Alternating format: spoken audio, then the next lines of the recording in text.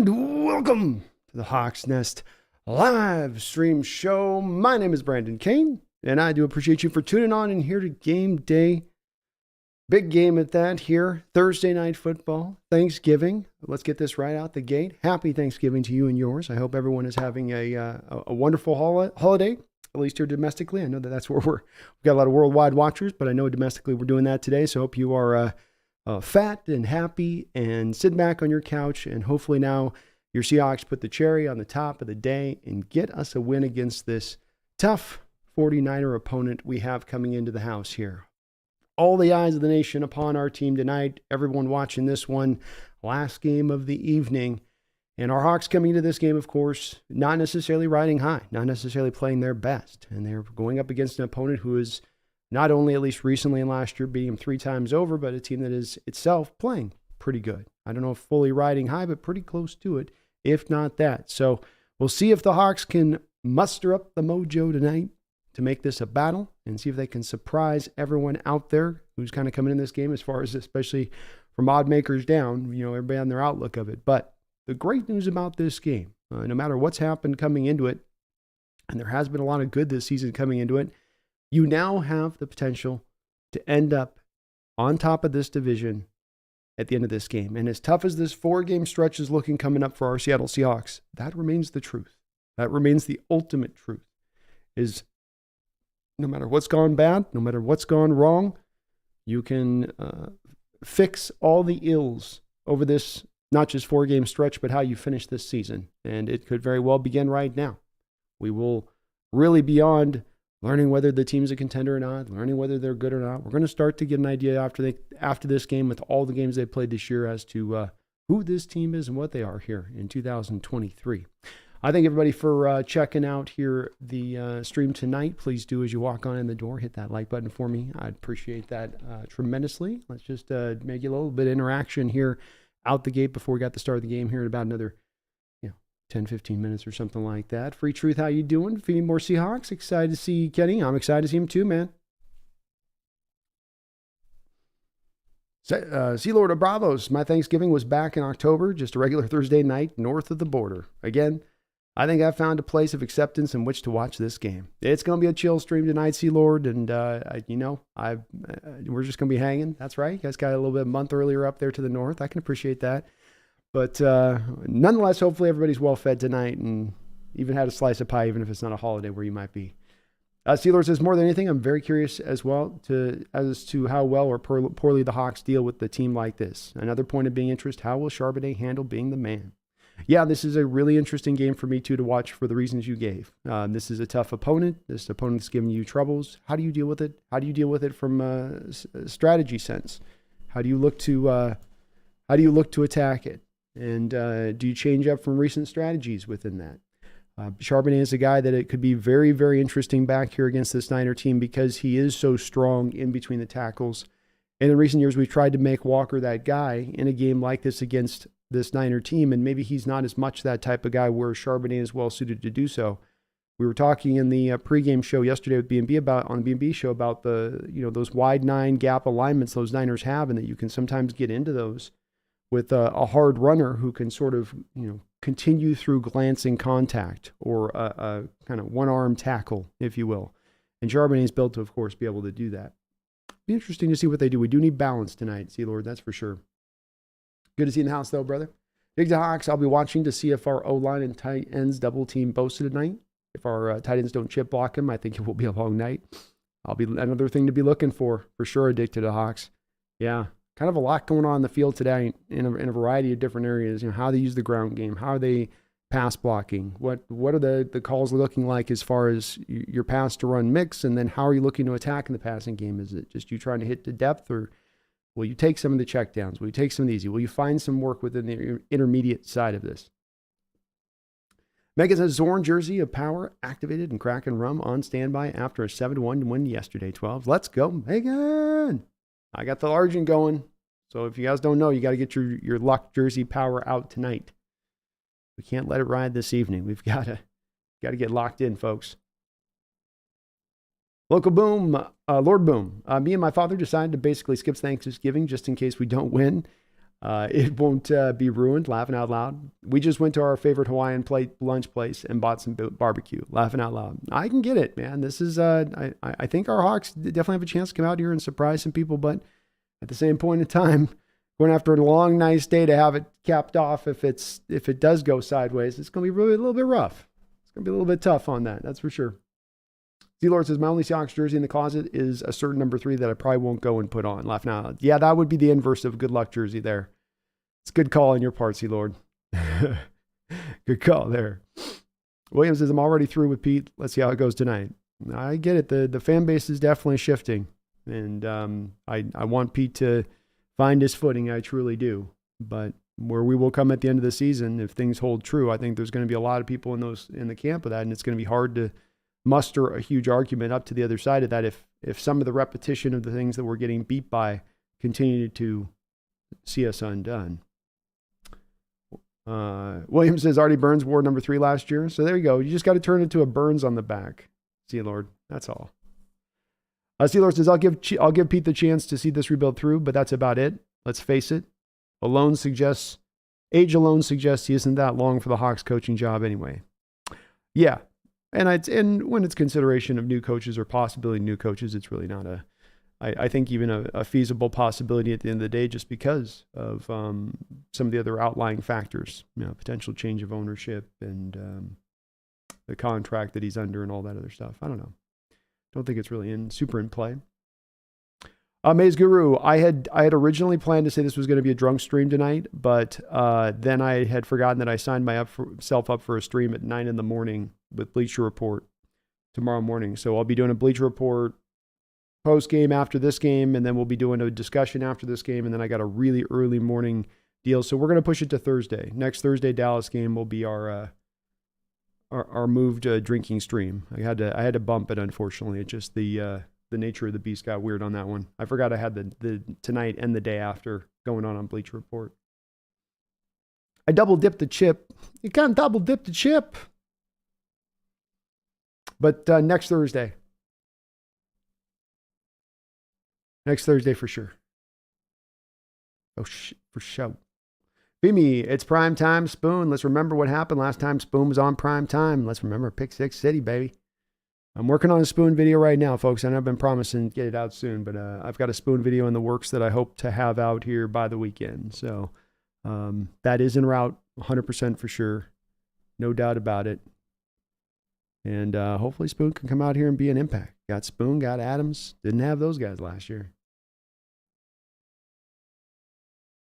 Maze Guru says, I'm in the middle of a food coma like Homer Simpson. Turkey. That's a bad. You didn't like my Homer? Sea-Lord, Brutal Line of Games coming up. I hate the team generally. I hate the term generally, but this is pretty much a must win. Yeah. Yeah, you got to start stealing some of these wins that you thought were on the line in the offseason coming into it, because you've lost a couple that probably you shouldn't have. You shouldn't have done it, but you did it.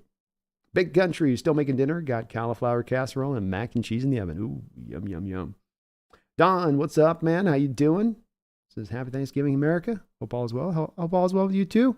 Happy Doctor Who Day. Happy Doctor Who Day. Go the Who. Go the Who. Free truth. Everyone's an honorary American today. You better believe it. Everyone get this. This is how America works. You all are a part of it. We're all inclusive out here. Devo, let's go. Roland, how you doing, man? He says, hard to believe that with one win, we could be tied with the Niners for the division lead after so many painful losses. We'd even have the lead technically, but yes, it is hard to believe. And some of the tumultuousness by which we've gone through this year, that indeed is still miraculously the case. Cool Breeze, Brando, happy birthday. Happy holiday. Happy holiday to you too, Cool Breeze. Good to see you guys in the house. Sip to Tally, what's up, man? Good to see you in the house. Hope you're doing well. My fave jerseys. I grew up with Largent, Sip. You know what I mean? I grew up with Largent. And he looked just like he was a dead ringer for my uncle too. So it used to kind of trip me out a little bit. Be watching the game and then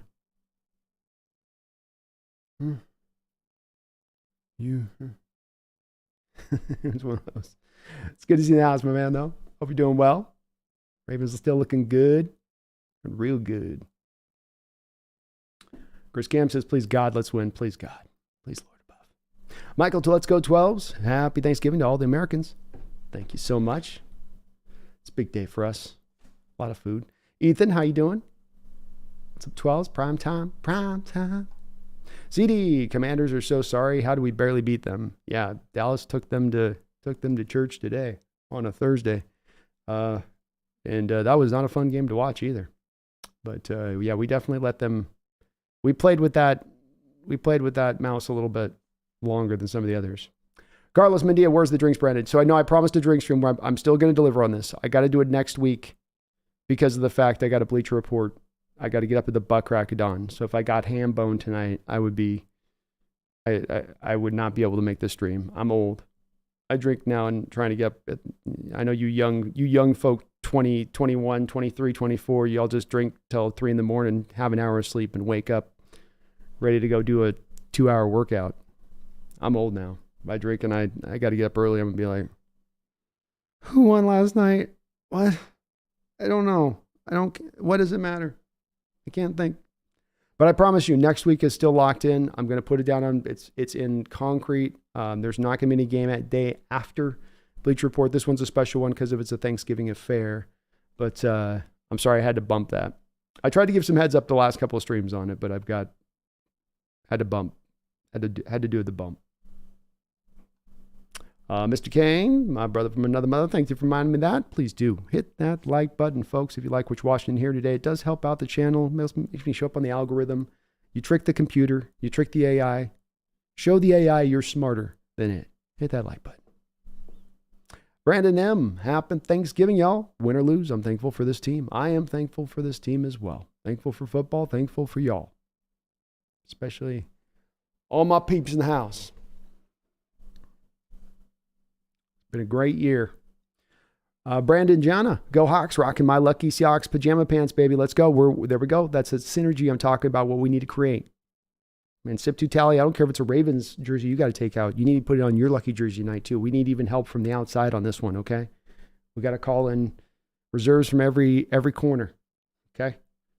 You got a lucky jersey, you got lucky pajamas. I don't care if you got lucky socks. I don't care if it's a lucky jock. Put it on. I don't care if it's too tight now. I don't care if it don't fit anymore. Squish it in and make it work. We need the luck from the fans tonight. We need all that juice tonight. Jason says, calling it 31-30 Seahawks, standard hard stopper. You know how they like to do those win probability charts, Jason? You know, the heart attack probability for the Hawks Nest here, if it's going to be a 31-30 here, is going to be definitely about 32%. Carlos Mednita, I want to appreciate this channel and community it brings. You are all awesome. And Brandon, your content is top tier. Thank you, Carlos. Thank you so much, man. I appreciate that. Very kind of you to say. And I would agree with you, especially on that second part. The community that we have established here is awesome. And people are just great to one another. The conversation is always popping and people trying to make each other laugh. And the spirit is in the place that you'd love it to be in this kind of community chat. And it's been great to watch it just kind of, it's taken hold on its own. I ain't done nothing to make it happen. It's just, you guys coming in and kind of just syncing up in that manner. And so thank you for that, man. Appreciate you. And agreed 100%. Lord Boom with a $5 donation. Thank you, Lord Boom. Says, aloha, B. Aloha, Lord Boom. Happy holidays. 29-21 Seahawks dominate the long ball, and Pete's deep D makes what makes sense once again. Got my 96 Tez throwback on. Go Hawks. Let's go, Lord Boom. See? He heard the call for the luck jersey. Let's get it in place. Let's make this happen. This is the power of so many aligned to one cause. But I like your score. Let's get it. That would make me a very happy man tonight to be able to say this team's back in first place. We're back, baby. Appreciate you, Lord Boom. Hope you're having a great night, man. And happy Thanksgiving. Happy holidays. Brad Meyer says, yo, 12 is going to step in and out till food is done. Happy Thanksgiving to B and all the fam. Happy Thanksgiving to you, too. Everyone's having a great night and a great Thanksgiving. C-Lord says, I'll be there for the drunk stream. Well, we did one before, C-Lord, and people have been asking for it for years now since I did it. So it went definitely off the rails. You can still find it buried within my live stream somewhere out there. And I definitely am not always, I'm not altogether proud of it because I went kind of hard and I was in a little bit of a dark place at the same time because that was the night Russ got broken, you know? That was the night of the end of an era a little bit. So there were some feelings involved there. Not always probably guided and directed in the most productive ways, but it seemed to have been entertaining for the folks. So, I think I said F it to by the end. I was like trying to do a sponsorship read. It was eventually I'll probably repost it back on the channel at the top so people can find it easier. But we're going hard next week if we go, so strap in. Big Salty OB says, we're about to get stomped. Niners look hyped. Niners look ready. I hope we're ready to match it. Dear God, I hope we're ready to match it. Holy hand grenade. Well, I guess if you had to bring out the highlighters, I guess you'd do it for this game. Yeah, I suppose so. We were going to see them at some point. So they were just sitting in their back pocket as their own luck jersey, I guess. JL says, does Christopher Walken prefer turkey or ham? Ham? I'm an American, JL. You too. What do you mean? What am I going to eat? Thanksgiving ham. Ham's there for the children. What are you, a child? You want a crayon? A little magic marker? Maybe we can wipe it away. No. I like turkey. Give me my both dark, white. I don't care. It's all good. Delicious. And you eat your turkey as an American. That's your duty, really, when you're born. It was put on you to do, so do it. Now put it in your mouth. Turkey, eat. Ham? What are you asking, ham? No, I'm never going to eat ham. Ham's for babies like milk. Oh, we got game time here just about. They're coming out with the Star Spangled Banner. Here we go. Megan, thank you for the $10 donation, Megan. Appreciate you for the $10 dono drop. It says, being an Aussie, I don't celebrate Thanksgiving, but I am grateful for you being my best friend B and the 12s who have welcomed me so well. Zorn jersey, let's go. Well, thank you so much, Megan. Very kind of you to say on that, and much love out to you down there on Australia. And I know how that goes on these different holiday categories. But nonetheless, thanks for rocking that Zorn jersey. We got this going tonight. Let's see if maybe we can help our team, just give them a little bump. It ain't going to push it over the winning line there, but you just give them a little rocket booster bump, I need a little, what do they call it? I need a little burn on the Rockets, Gives them a little luck burn on the Rockets, I think, Megan. Just my theory on it. But thank you for the $10 donation. Appreciate you for that. They're showing Gino on a table with his shirt off being touched on his arm. I don't know why do we need, who signed off on that? Letting that shirt, okay. It's a weird picture. Thank you, Megan, for the $10 dono. Let's go. Let's get this tonight. William Leonard, thank you for the $2 donation. So San Francisco, Dallas, San Francisco, Philly, bring on the gauntlet. It was a gauntlet really faced by an NFL football team. They strode through the depths of winter, hearkening back to the age-old battles as they took upon one formidable opponent after another. How will this team stand against the storm? The winter storm. It's going to be a gauntlet, man. It's going to be hard. It's going to be hard. Oh, damn. Oh. All right, we got the kickoff. Hawks look like they have deferred, and so they will be kicking it off. Washington Fish Quest has been celebrating 25, 2 years plus long membership for Washington Fish Quest. Thank you for that long-time support, my man. He says, happy Thanksgiving. Go Hawks. Let's shock the world. Almost shocked the world. Let's get it done tonight, man. Let's get it, Washington Fish Quest. I'm ready. You're ready. Let's flip one on that nobody's expecting. Opening kick here is taken back up to around the 30-yard line there by the Rams returner, Ray. And Purdy will come back out onto the field. 2-0 against the Seahawks last season. Happy Thanksgiving, Washington Fish Quest. Appreciate you, man. And thank you for that long-time support on the channel.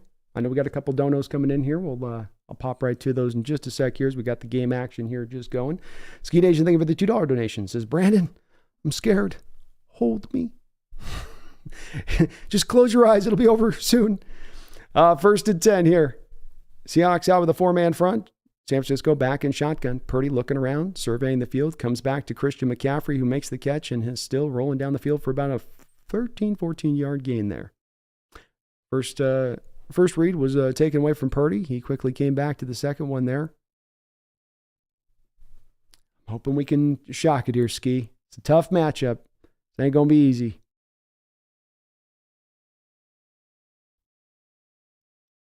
Seattle caught in its own defense there.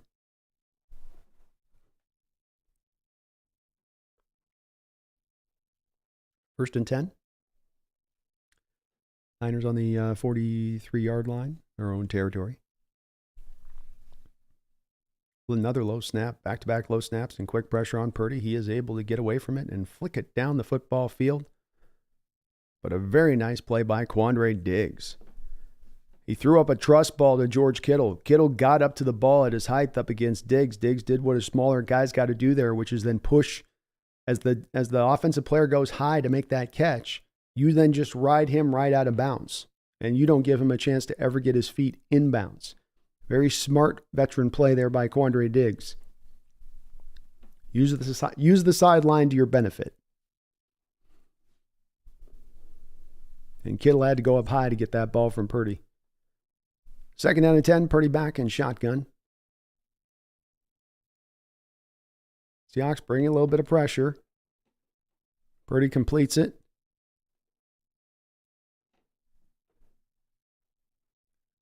To the second tight end there for the Niners.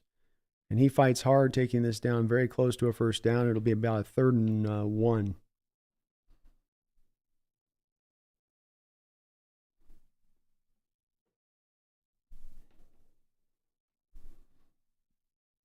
Leonard Williams getting some pressure on the previous snap.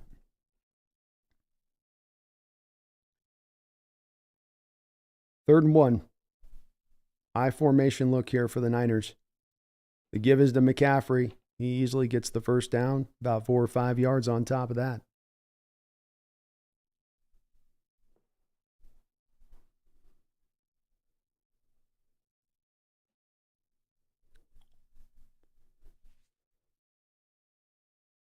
Taker 610 with a $2 donation says, hey, Brando, would you take a chance on Mac Jones? I would not. But I haven't liked him since the draft. And so a lot of what he's done post the draft certainly has reinforced my own personal bias on my outlook of him. Purdy's going to change the play here at the line of scrimmage. Give is going to be into McCaffrey. McCaffrey, the huge gaping hole there, and he's still out in the loose all the way down to the 16-yard line before he's finally taken down by Julian Love and Witherspoon. Quandre Diggs had him in the open field with a chance, but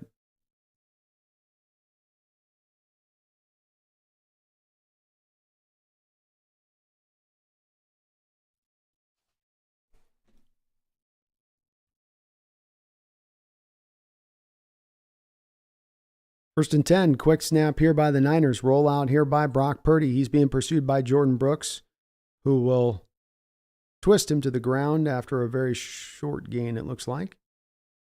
2 or 3 yards.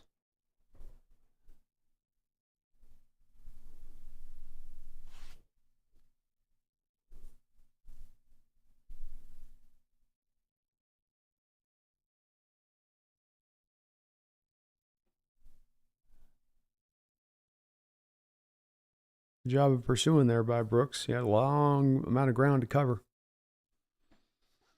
2nd and 7. Niners on the 14-yard line, opening drive. Seahawks bring a blitz with Love coming off the edge. Easily completed pass here into Deebo Samuel, who will make the catch and drug down for a first down. Sorry, yeah, Taker can't go there with Mac. I don't think I think you need mobility from the quarterback position in the modern age. I think it's a prerequisite. I don't think he's got a particularly nice arm either.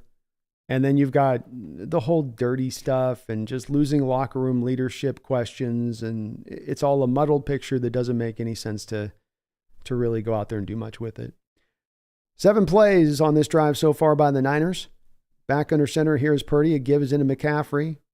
McCaffrey's going to be slung down to the ground by a combination there of Bobby Wagner and Jordan Brooks. Bobby going high, Jordan going low. Able to stop him for almost no gain.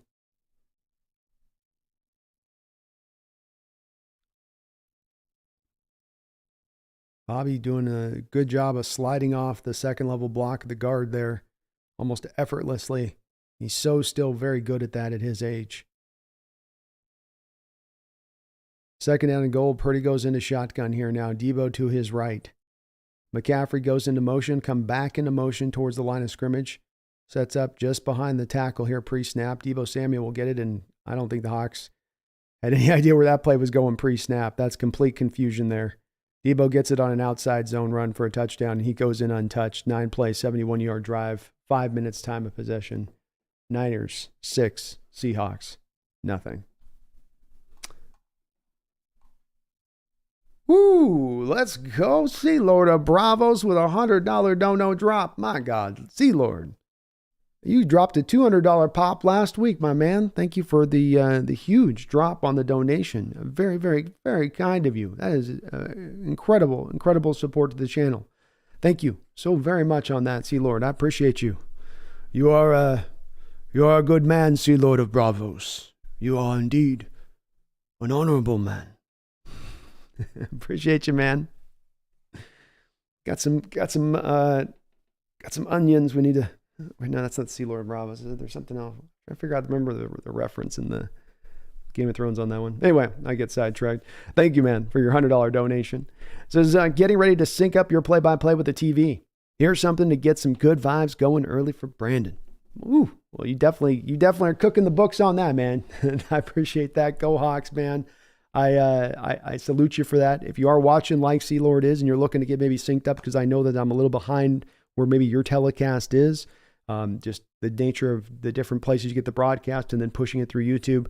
I've been told if you kind of, delay it by about 12, 13 seconds, 14 seconds or so, you're usually going to get about synced up with where I'm at. I'll try to read the time as well, which will definitely help. It'd help also if maybe I put up the score as I usually do behind me. That's my bad.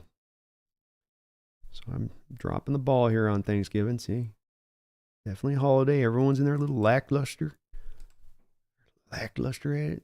There we go. All right. So I'll definitely try to read off the time as we're going through too to keep you guys updated. But Sea Lord, you are awesome, man. Thank you so much for the $100 donation. I'm appreciated, man. Again, you hit me hard last week too. So thank you for that great support. You guys allow me to do what I do and get to do it every day. I was playing around with some Witherspoon vid today, and it was awesome. So thank you, man. Sanchez, thank you for the $2 donation. It says, put in lock. We had to get it out of the way, right? I mean, we had to get it out of the way. It was a matter of time. So you're helping us in that respect. Get that one just kind of knocked right out, Wrestle Mark Q has been a member of the Hawks Nest for 2 months. Thank you for that, Wrestle Mark Q. Says Pete Carroll with the confused look on his face. Oh, would that look be this one?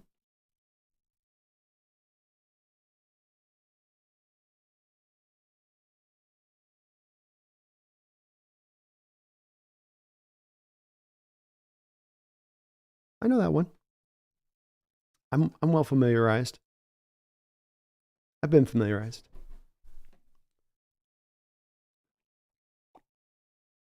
Early game yet, though, boys and girls. Early game yet. Thursday night football, Pacific Northwest. A little after dark. Okay? Weird things happen after dark up here in the Pacific Northwest. Especially in winter. 10:01 here in the first quarter. Niners will kick this off. We got D. Eskridge back there. We'll take the kick, the 20, the 30, still on his feet up to the 40, still on his feet to the 50, heading down to the 40 line, and he's finally dragged down from behind after a great gain. Boy, the Hawks could use a shot of energy like that on that gain, and the speedster did it there. Getting up the field so fast, he's got speed to burn, and he showed you right there how he does. Just put a foot down and put the pedal to the metal. Very nice return by Eskridge.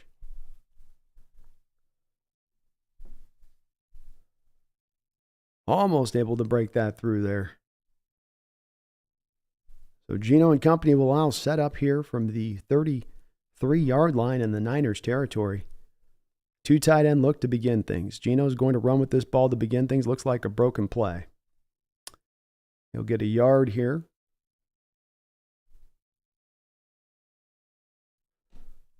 And how do you get a broken play on the first play of the game?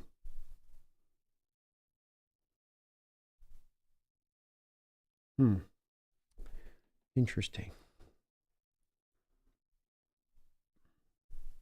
Second down and 9. 9:23 to go here in the first quarter. Hawks out with a 3-wide set. Throw out wide here to DK. Not able to reel it in there. Can't tell. I need another look here to see if that was a drop or not pure.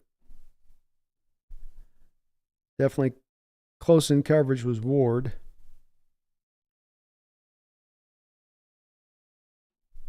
Yeah, I think DK's probably got to catch that ball. Yeah, you got to catch that. There's contact by Ward, but that's definitely that's definitely what I would surmise a drop on DK. Niners showing a casino blitz look here on 3rd and 9. Stack fronts, testing to see how Seattle deals with it. And Gino almost gets intercepted.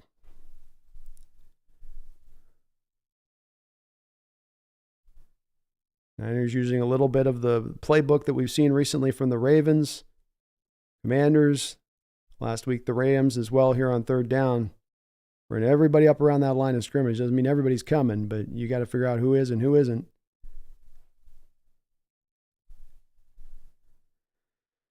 So 3 and out to a field goal attempt, I guess, here by Myers. A 51-yard attempt by Myers.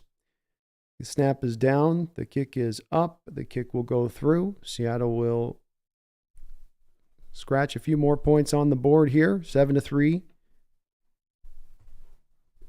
To an interesting start.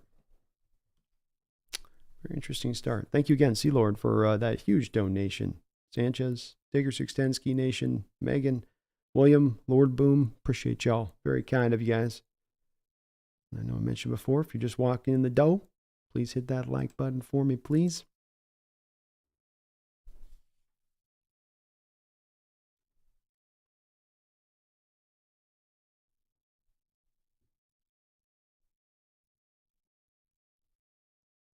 Three straight passes to begin things.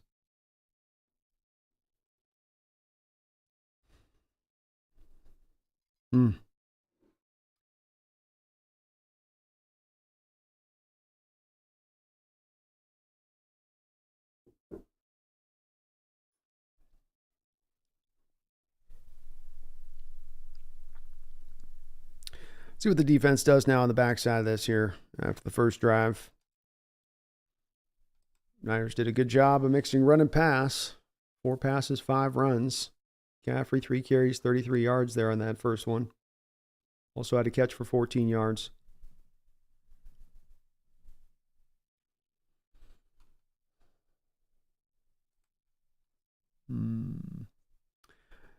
Snell with a $2 donation. It says, fire Shane Waldron. I still keep questioning what it is he's trying to do. 3 straight passes to begin the game is your... I know you don't want to be predictable, and I know you don't want to, but just interesting calls. We'll kind of keep an eye on it here.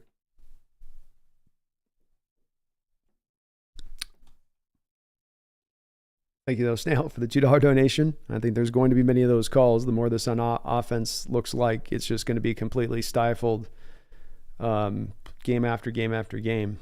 As I said many different times, they're too good not to be more productive than they are right now. Lord Boom, thank you for another $2 donation. Says, oh, look, Ward with his hands all over DK. Shaking my head.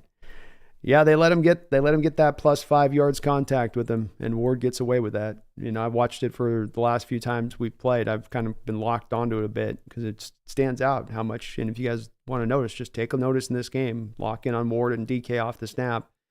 And it's okay to have the first 5 yards. You're supposed to be hands off after the first 5. And instead, he gets to do not only not hands off, he's got usually 2 hands right up around the shoulder area. At least that's what the tape shows most of the time. But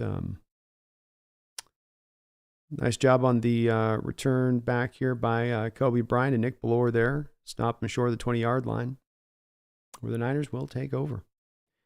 Appreciate you, Boom. Lord Boom, for the $2 dono. Washington Fish Quest, thank you for another $2 donation as well. Says, we'll wear down the Niners with our highlighter green.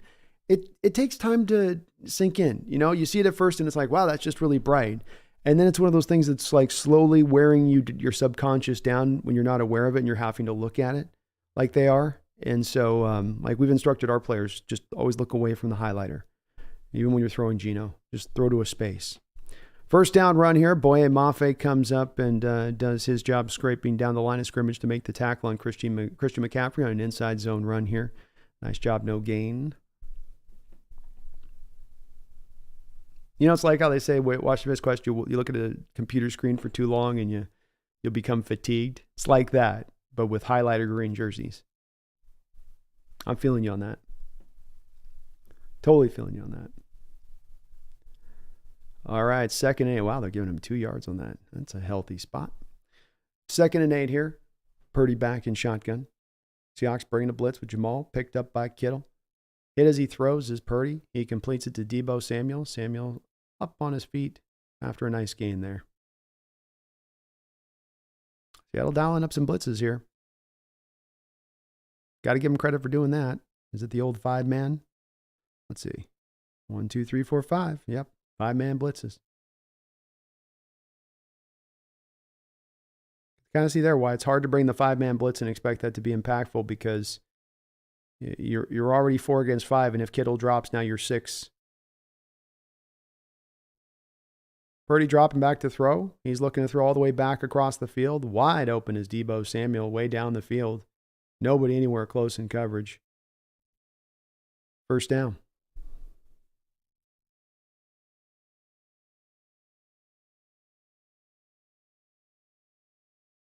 Free release of Deebo Samuel. No one at any point in time picks him up in coverage in the zone defense. Just running completely free through the secondary, and there's nobody even anywhere close to him.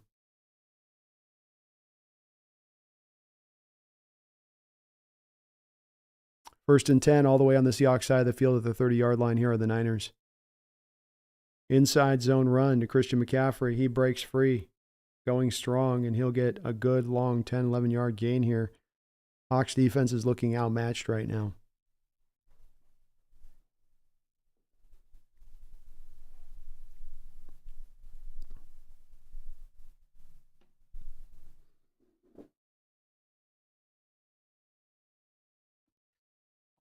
Oh, we're going to get a flag? Here we go.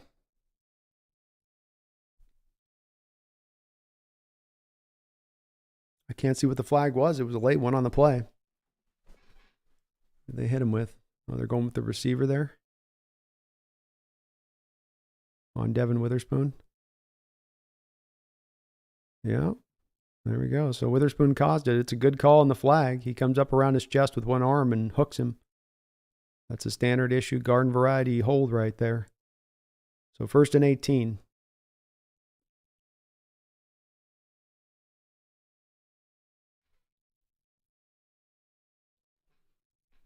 Six 6:39 to go here in the first quarter. Niners up 7-3. They will line up on about the 38-yard line here in Seahawks territory. 2-man backfield for Purdy. He's got to call a timeout. There's a lot of miscommunication and confusion on the Niners there prior to the snap, so they will burn their first timeout here.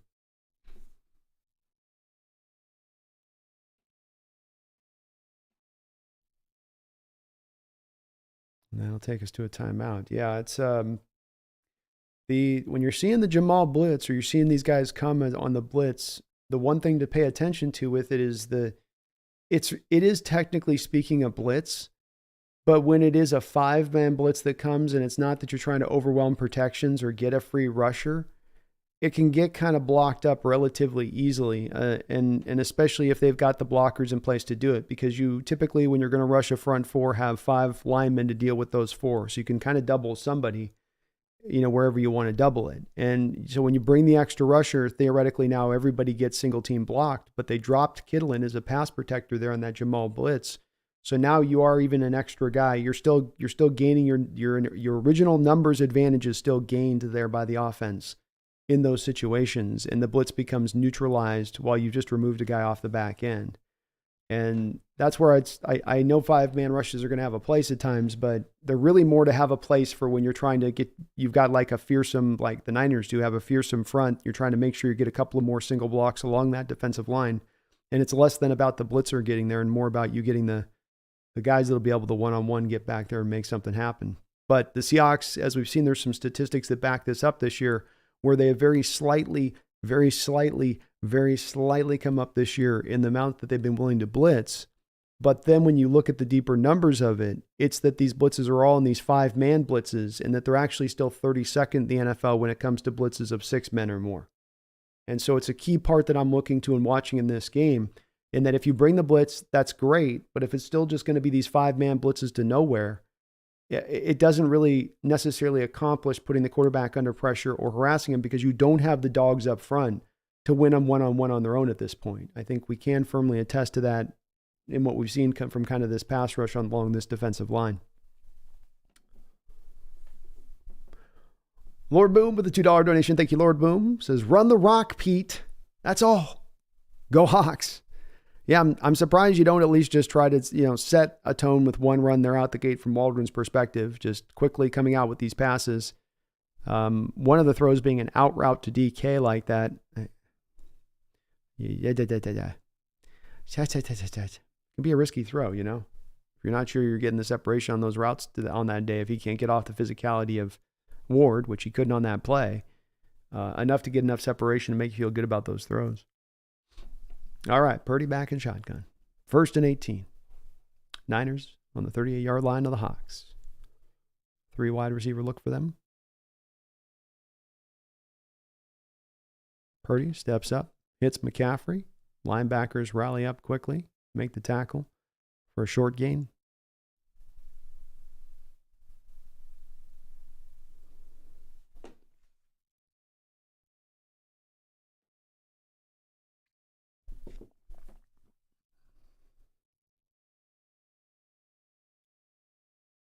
Zone defense all the way for the Hawks.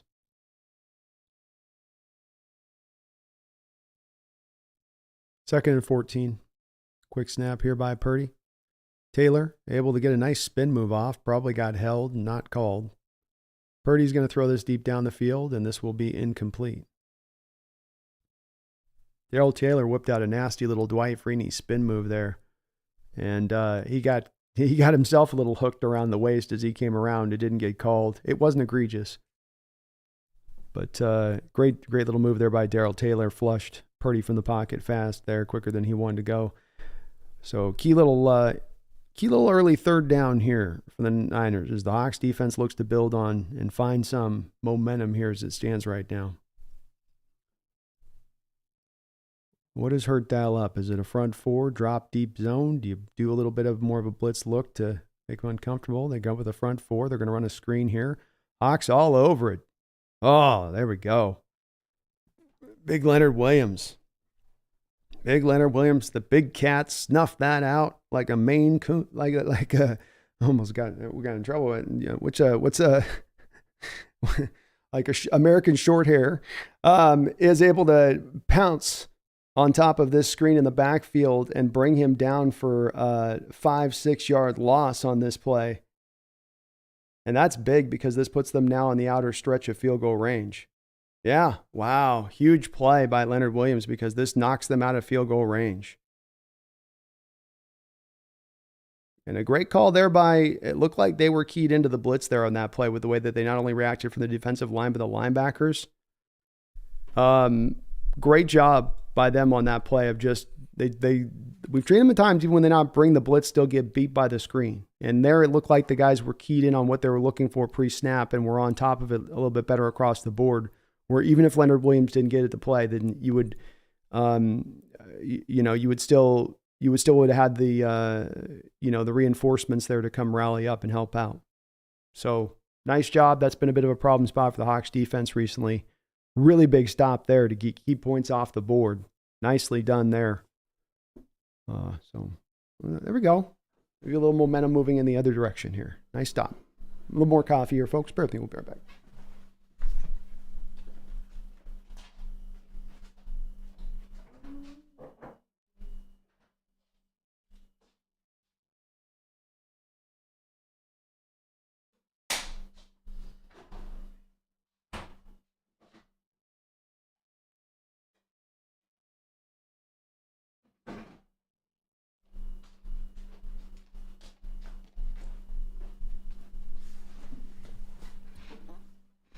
All right. People calling for running the ball in the chat. No doubt about it. Henry, run this freaking thing. Please.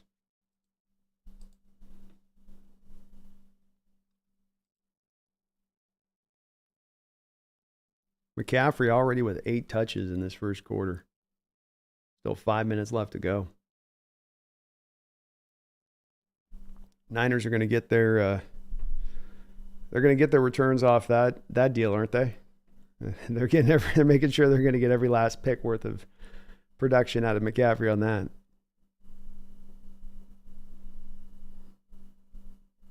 Roland asked, what was the last game where the offense was good the whole game?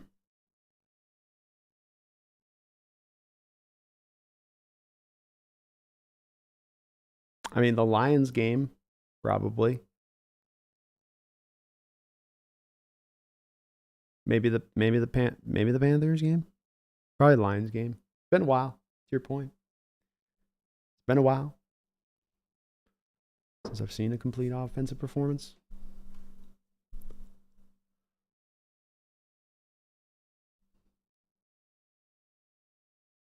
That's a nice little drone shot of Pike Place. I dig that. All right, the Hawks going to set up here from their 6-yard line. 3 wide receiver look here to begin things. Niners bring an 8th man down in the box.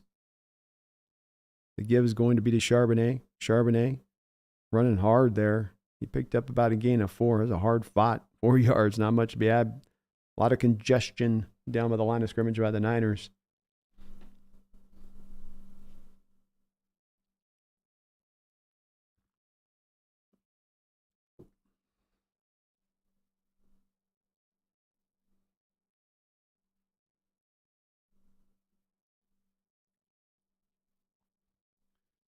Second down and 7.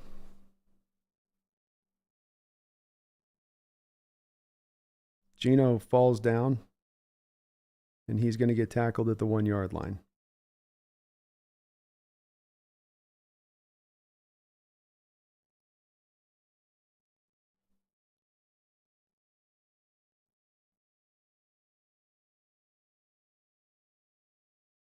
Charbonnet and Geno's legs tripped up.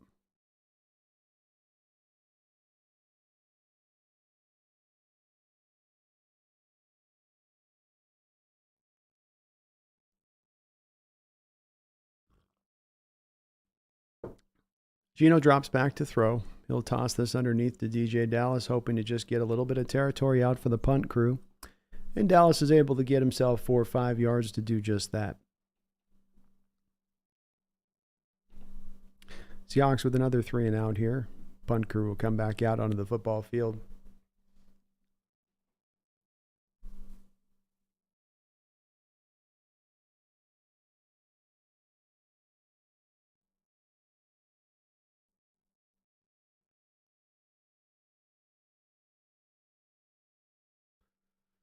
Dixon sets up, and he will let this fly. Short kick, fair caught, 45-yard line, Seahawks territory where they will take over.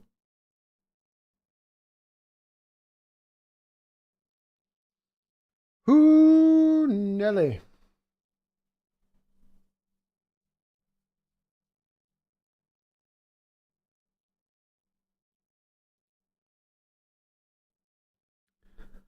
Looking for words here, folks. I'm sorry. I swear I'm looking for words. I'm not sure what to say.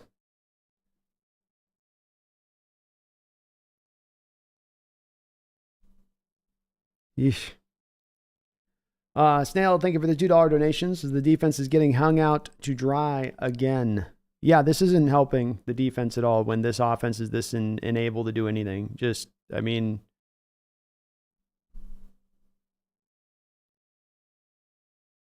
come on. You got so much, they got so much talent and they just sit there and just, oh my God, they make it hard. They make it hard. All right, here we go. 1st and 10. Niners taking back over from the 45-yard line here. Purdy in shotgun, 3 wide. Seahawks counter with a 4-man look here. Give inside to McCaffrey. He bounces wide, loses Woolen inside, cuts upfield, gains himself a 15-yard gain.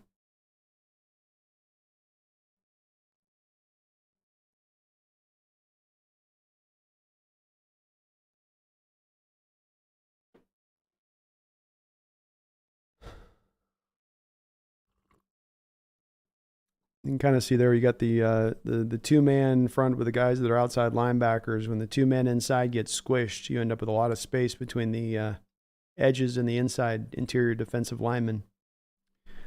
Bubble screen to Deebo Samuel. He's looking to throw it. He decides he's not going to throw it. Then he decides he's going to throw it away. For good job by Hawks remaining disciplined there. 2nd down and 10. Yes, now we can't expect the defense to be having a whole tremendous stop every play until the offense eventually finds itself third quarter. They ain't going to work against this Niner team. They got to figure something out here. That is for sure. 2nd down and 10. 2:18 to go here in the first quarter. Niners up 7-3.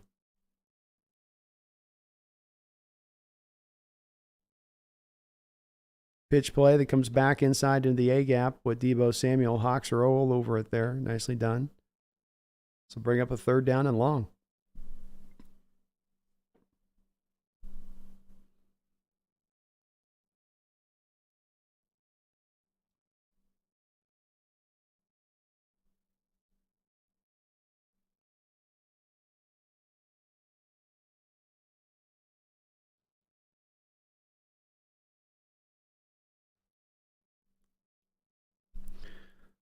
Third down and 7. Purdy back in shotgun. Drop back to throw. Hawks bring a little bit of pressure. Devin Witherspoon gives up the completion, but the Seahawks defense nobody can help out and tackle. And he's going to get the 1st down because 2 guys just completely gave up mid-tackle of even trying to bring Jennings to the ground. They're like, oh, well, Devin's got it. I think that was Julian Love and Quandre Diggs went right past him.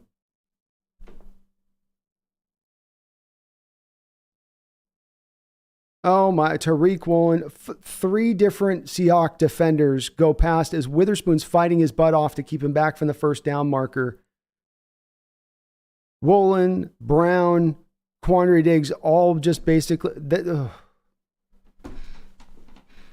1st and 10 from the 19-yard line. Handoff inside to McCaffrey. He'll be taken down to the ground. Got a lot of guys on defense sometimes who don't seem to want to tackle. It's problematic if you want to play defense, but you don't want to tackle. That is just a...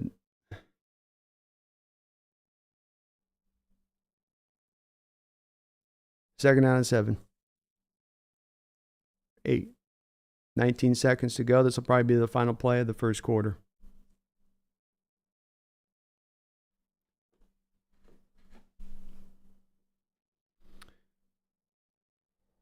Bobby with a blitz, and he's going to bring him down. Wait's going to be flicked down at the end there. They're going to say he wasn't in the grasp.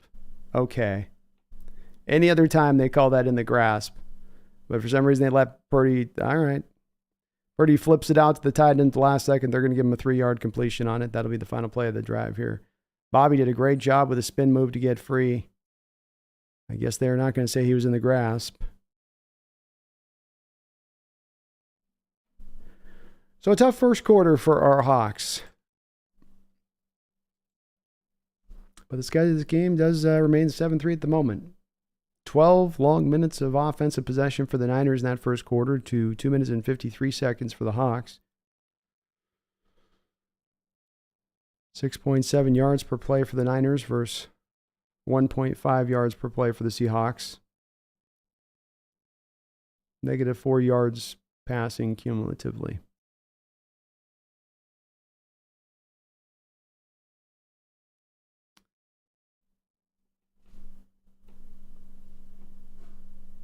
Rodney Prescio, thank you for the $2 donation. This is pathetic.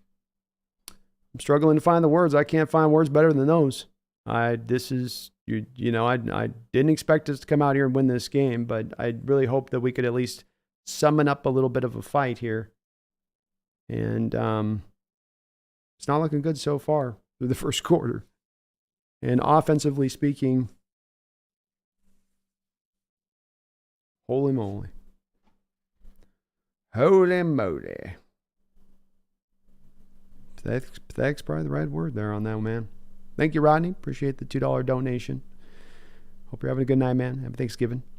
Sanchez, thank you for the $5 donation. Not much of a drinker, but it's looking like I'm going to be, it's looking like I'm going to emotional eat a whole bunch of cookie dough. Yeah, I got me a couple little slices of, as well in the fridge. So might have to be doing that my very own self on that one, Sanchez. So, yeah, this was going to be the drink night originally, where I was going to drink, thinking this game might start going a little sideways like that potentially, but next week will have to be the one. But it doesn't make it feel any better. Now you're making me want cookie dough, Sanchez. Make me hungry for some cookie dough. We all got to cope in our own ways, though. That's the bottom line there. Keldon, thank you for the $2 dono. And I'm sure you're feeling good tonight. Says, happy Thanksgiving. Happy Thanksgiving to you, too. Appreciate you, man. And you guys got a hell of a team. Hell of a team.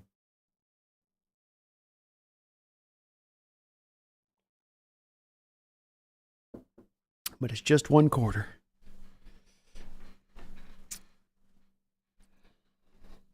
All right, the Niners will set up here from the 16-yard line with a 3rd and 7 in front of them. Purdy dropping back to throw, looking, no one around him, able to get free, spring free there, and Bobby Wagner finally able to bring him down. He's about the only guy that seems to be able to get his hands on Purdy. Very good job of escaping through by Brock. And the Hawks defense, we got a flag. Illegal hands to the face by the Hawks. We've seen this penalty recently. It's not going to be on the outside, right? It's not on press coverage. Oh, Trey Brown just decided to hug George Kittle. Can't do that. That's not coverage. That's called hugging. He just had something to say to George, man. That's all. They wanted to whisper in his ear. And he's moving really fast. The only way to do that is to hug him and stop him, to whisper him. He's going to let him on his route right after. Auto first down for the Niners. Purdy dropping back to throw. Flicks it quick inside. Christian McCaffrey, who completes, catches. Drug down quickly, but not before a 6-yard gain. Pete chewing on that gum. Little option route there for McCaffrey. Hard to defend. It's a two-way go route. He gets to field the defender's leverage, work off the defender's leverage in zone. Bingo, bango, boom. Completed pass. 2nd down and 5 for the 49ers now inside the 10-yard line here. The give is into McCaffrey. McCaffrey gets hit and drugged down just short of the first down marker. This will bring up a 3rd and tremendously short. This will bring up 3rd and a fortune cookie. And that's about as big as they got to get there. Maybe 3 fortune cookies stacked in a line. 13:27 to go.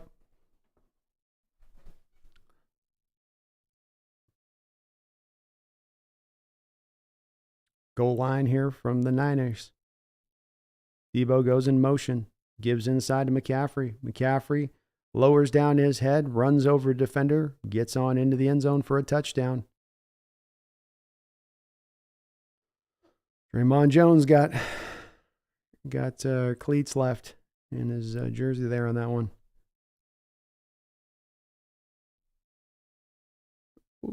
He's being kind of doubled a little bit, so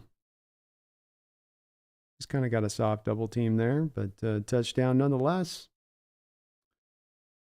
Touchdown nonetheless. Niners take the lead, 14. Well, wait, let's see if they hit this extra point here. Indeed, they do. 14-2-3. Niners. 13-11 to go here in the second quarter. Lord Boom, thank you for the $5 donation. They're calling Brown, but Ward has like 4 grabs already and not 1 flag. Bobby has been solid since the start of the game, of course. Let's go! Bobby's been really good. Yeah, he's definitely showing up out there here in this to start match off, and they just let Ward get away with it. I've long said that I think that he's right behind Sauce Gardner as the cornerback in this league that gets away with more grabbing than anybody else. I don't know why he in particular gets. It's like certain quarterbacks seem to get the benefit of the doubt on this type of stuff, and it's deemed part of their style. But part of their style or not, that's what it does tend to look like, is the guy's doing just kind of like what Trey was doing on that play. But that's PI. I mean, that is going to be our holding. Sorry, that is going to be holding. You get him on the outside like that, makes it a pretty easy call for the officials where it's not even on the line. You know, Trey didn't really finesse it on that one. He just sort of rolled it hard on that one a bit. You know what I mean? But yeah, I don't disagree with you, Lord Boom. The Wards, I especially watching the all-22 from the up ground angle in the last couple of matchups between these two teams last few years, because then you can really see him all the way through the context of the play, not just when they disappear out of the screen on the telecast. You can see what the corner's doing all the way 20, 25, 30 yards down the field. And you're seeing him not when the quarterback's breaking the pocket, when our quarterback is still within the confines of the pocket. You're still seeing him then get hellaciously physical down the field with it. Watch it on this next snap point with the Hawks. Just watch what happens with DK and Ward on the outside. You'll see it again. I don't know why. I do not know why, but we'll have to find a way to overcome it, because it doesn't seem like the officials are going to call at least to that. And they haven't up to this point in previous matchups either. So they are consistent about how they call it with those two. And when they're going at it, I guess they would say, well, no, it's DK actually initiating the physicality or something. I don't know.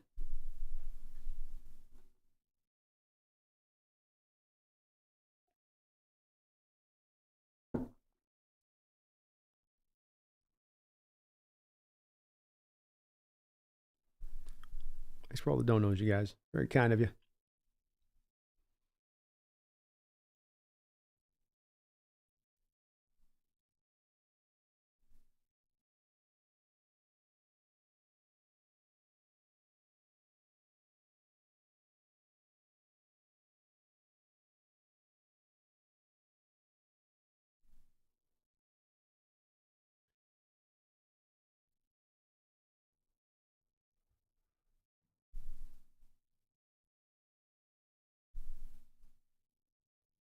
Eskridge will kick and receive this one 2 yards in the end zone. He'll fair catch this. Hawks will take over the 25-yard line.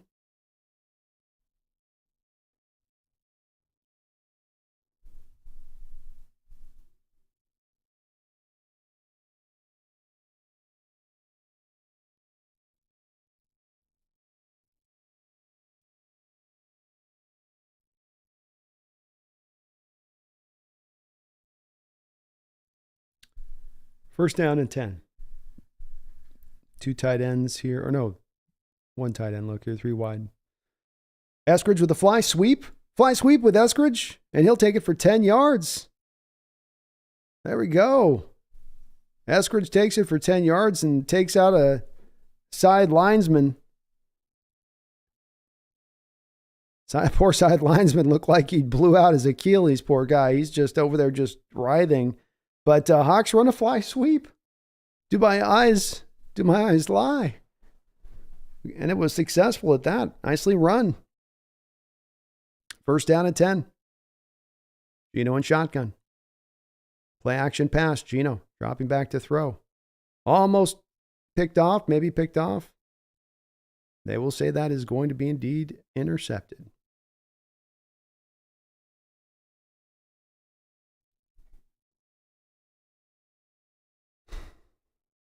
Holy moly.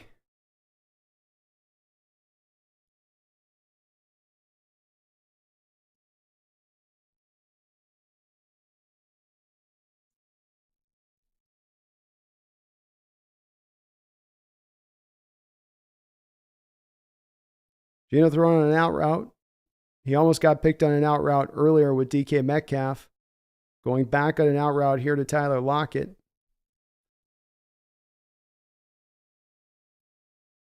Seahawks continue to ignore the middle of the field in the passing game and it becoming all about throwing to the outside of the hash marks for some reason. All be picked off.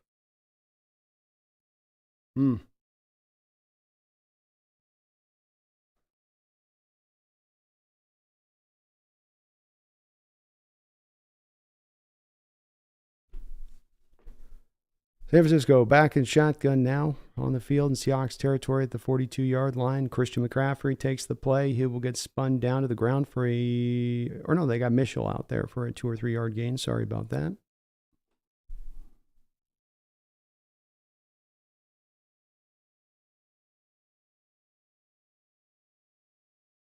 $12:15 to go in the second quarter. Niners up 14-3, looking to try to put Seattle away early here.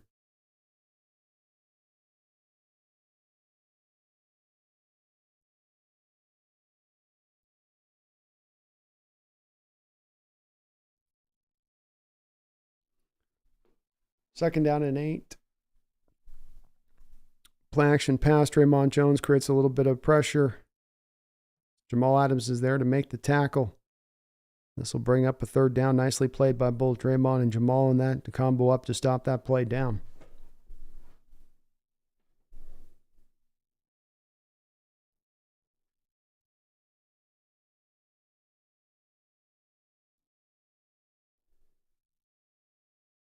Draymond unblocked there, did a good job getting the backfield very quickly there to rush Purdy in his process. And Jamal come up there nicely here. Third down and 11. Purdy back in shotgun.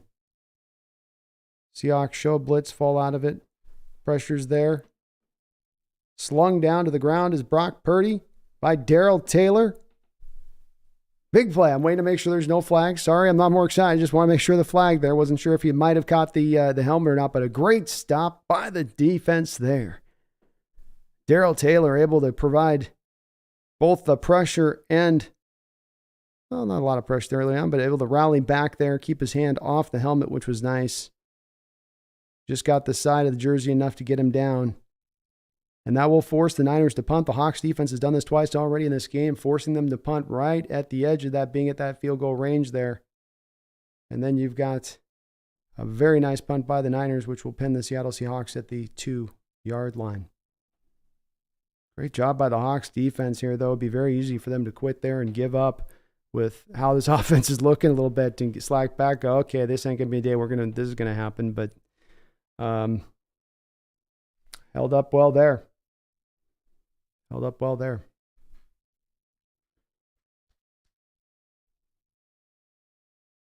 V-Ray, thank you for the $5 donation. Hey, do we ever play our base or goal line defense, or is it mostly nickel?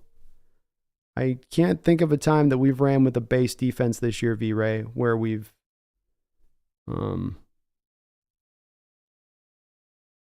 I can't think of a time we've had three linebackers on the field at any one time.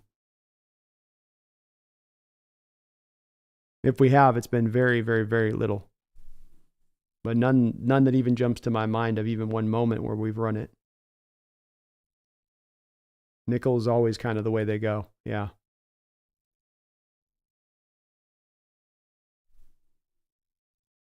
I'm trying to think if there's some point I can remember them being in. I can't. How often can we remember, essentially at that point, you would think if they went to base defense with 3 linebackers, Bush would be out there with Brooks and Bobby at that point. That'd be them throwing a true base out there.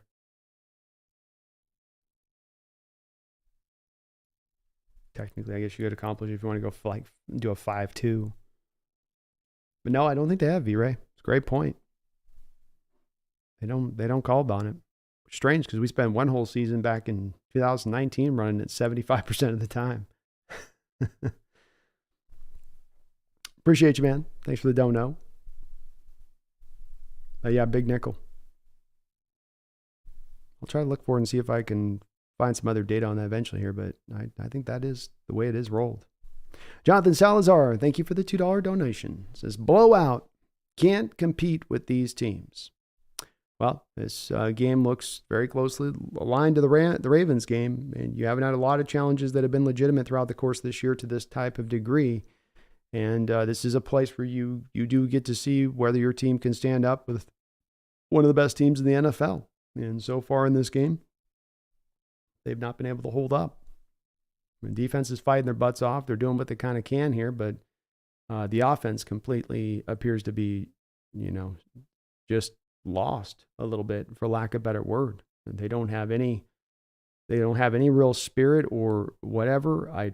Waldron keeps going back to the passing game like that's something we do actually well this year. 1st and 10. Gino with the give inside to Charbonnet, who is almost taken down in the end zone there. He is only able to just fight up back to the original line of scrimmage on an inside zone run there, so 2nd down. Paul Third, thank you for the $2 donation. Says, I'm on the Patron now, Brando. Drunk stream? I would do it, Paul, but I've got to be up at buck rack at dawn tomorrow for a Bleacher Report post-game wrap-up stream. This is going deep to DK. And DK makes the catch, but they're going to say he's out of bounds. Jeez. DK made that catch and went. That changed the complexion of things. Just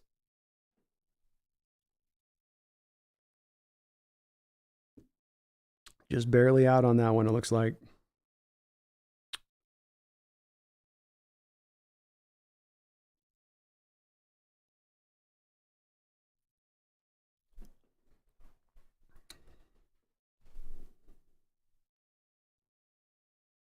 Timeout.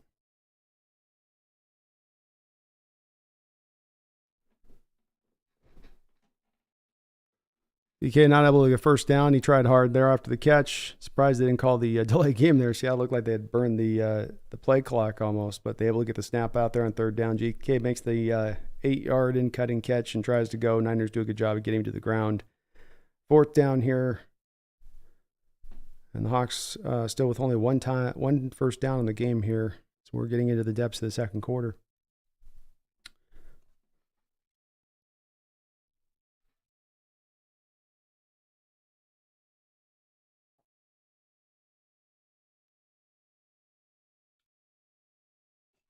This punt return will go back. That looked like a block in the back. It will go uncalled. Seattle does a good job of rallying up there on the punt return. Well, maybe we did get the flag there. It looked pretty blatant. It was right dead center of the screen there where they came back, and that's usually one that will be called.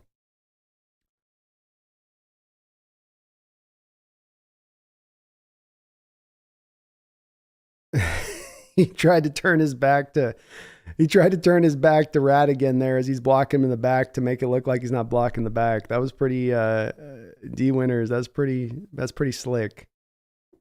It might have worked. They might have wiped this off. That was pretty slick though.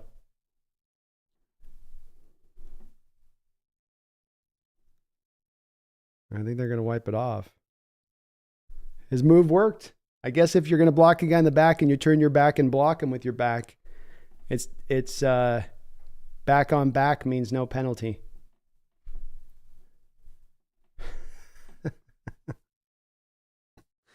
Woo! Paul, yeah, so sorry. I know we'd planned on doing a drinking stream tonight. I've got to push it to next week because I had forgotten I signed up for a Bleacher Report Monday morning post-game stream. So we'll be doing a post-game stream tonight. I'll be doing actually meeting up with a Niner fan tonight on the post-game stream on Bleacher Report. And then I've got one at 9 in the morning tomorrow morning, 9 o'clock in the morning tomorrow morning. So with it being that early, I got to I got to make sure that I can get to sleep and not be completely blitzed. But next Thursday night, Dallas will absolutely be a drinking stream at that point. I promise you. I promise you. We'll roll it up on that night. First down play here. Quick, easy completion into Brandon Ayuk. He'll get this all the way down deep into Seahawks territory at the 36-yard line. 9 minutes to go in the second quarter. Thank you, Paul, the $2 no-no. Next Thursday, I promise you we'll lock it in. There isn't going to be any Friday morning thing I got to do, so I can roll a little more heartily. I'm old now. If I drink now, I'd be destroyed tomorrow.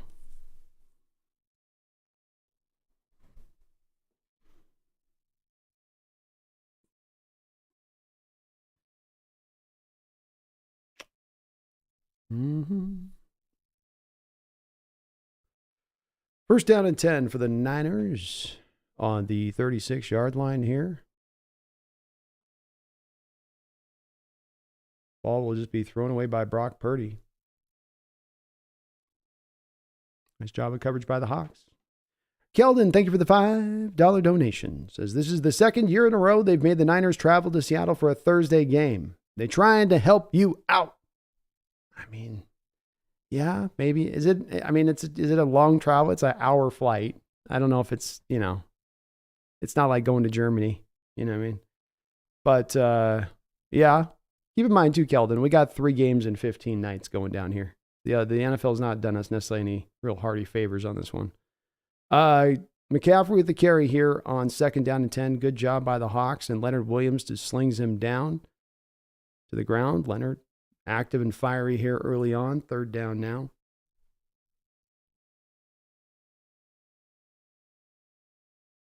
Nice play by Leonard Williams. I just forklifted the tackle there with one arm. Hawks defense getting a little bit of energy here that they didn't have early on here. Showing a little bit more feistiness. Third down and 9. Not that they played bad necessarily. I mean, they've held on pretty good here considering. Third down and 9. Purdy at the 36-yard line here, dropping back to pass. Lets it rip. Ball's completed there. George Kittle on Jamal Adams. George with the first down. Thank you, Kel. That $5 dono. Watch Fisquest. Thank you for the $2 donation, Mr. Fisquest. Says we just need to hand D the ball. Age-old formula. Yeah, that's the old thing you go back to. You have nothing working offensively. You get a 10-yard run on the fly sweep. Let's not go back to that again. Let's not try and see if that'll work again. I'm sure it won't work again. It just was a one-off.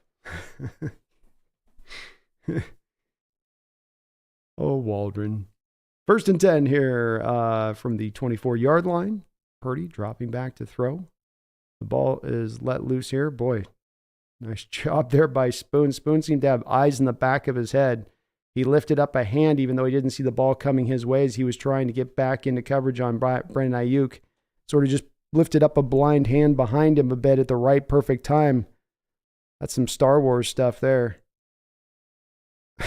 He inexplicably knew. I think he was looking at the hands of Ayuk. And so I think he just judged it off the hands of Ayuk where to put his hand because he doesn't see where the ball's coming in flight. His back is turned to the passer.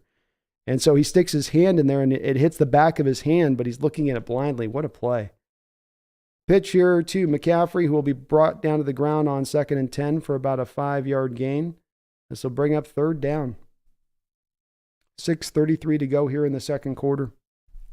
Niners up 14-3 here on the Hawks. It has been all 49ers here to start things out in this game. And McCaffrey, the workhorse, is definitely living up to his name. Blood dripping down his elbow, bruises all up and down the arms. Guys, definitely heavily used by this Niner team. Stack front look here by the Seahawks. Double mug, egg gap, pressure look.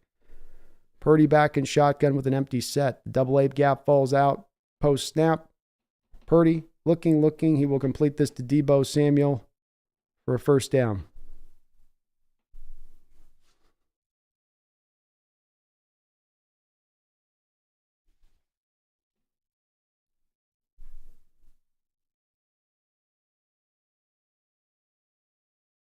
They're showing a bit of the flood zone concept being employed on this play. Brandon Ayuk runs through first, clears out the coverage. In comes the back of Debo on the other end. And even if you pull that first defender a couple steps back with the first receiver, it's enough. It's enough space. First and goal from the 8-yard line, pitch play out wide to McCaffrey. McCaffrey's got nowhere to go initially. He bounces around. Now he's got somewhere to go. Still on his feet, drugged down to the ground finally, but not before he scores a touchdown for the Niners, their third of the day.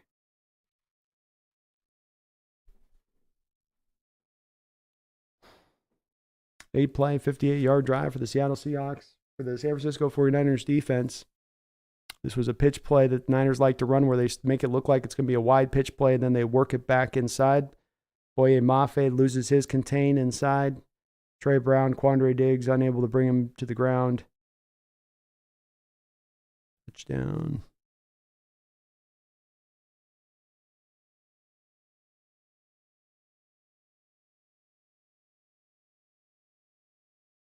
Kick will go up and through, 21-3.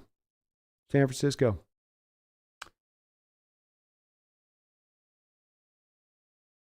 $5:11 to go here in the second quarter. Be right back. Bear with me, please, folks.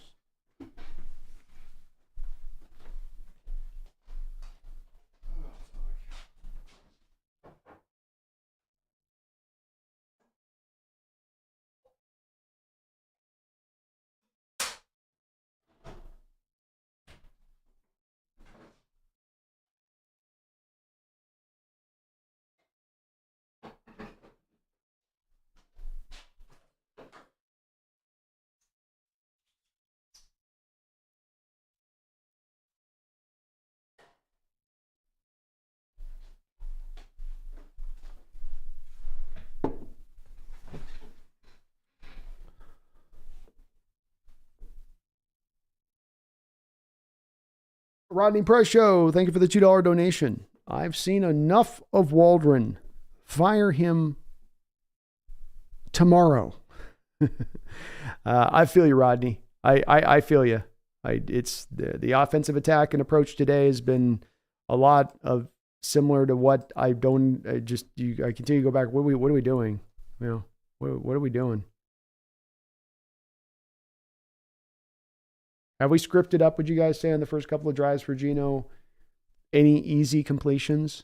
Any maybe just a roll out into space, give him a quick little 4-yard throw to the tight end to get him kind of in roll, get him in motion, get him moving?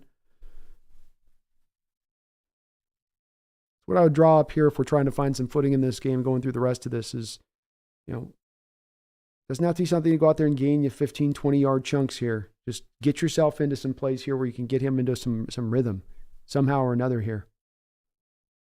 Generate that for him as an offensive coordinator. You can't make the players play better, but you can kind of try to design some things to make things easier on them a little bit.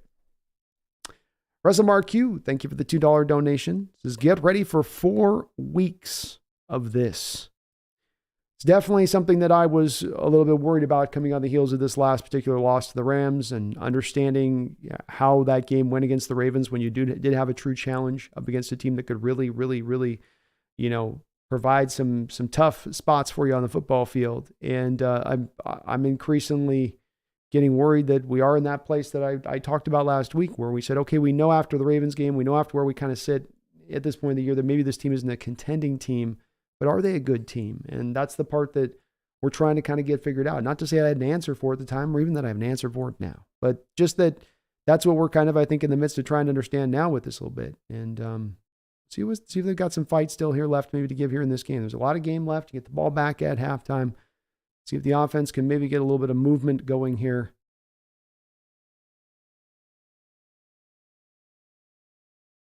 It's been tough sailing so far, though, with only 1 first down here up until this point in this game. But, yeah, Russell, we could be down the line for 4 more weeks of this. Could be a little bit rough sailing here. All right, 5:07 to go. The Hawks take over here at the 28-yard line after Eskridge's return. Charbonnet goes in motion, comes back to Geno. Play action pass. Geno dropping back to throw. He's going to let her rip down the sideline deep for DK. Nothing doing.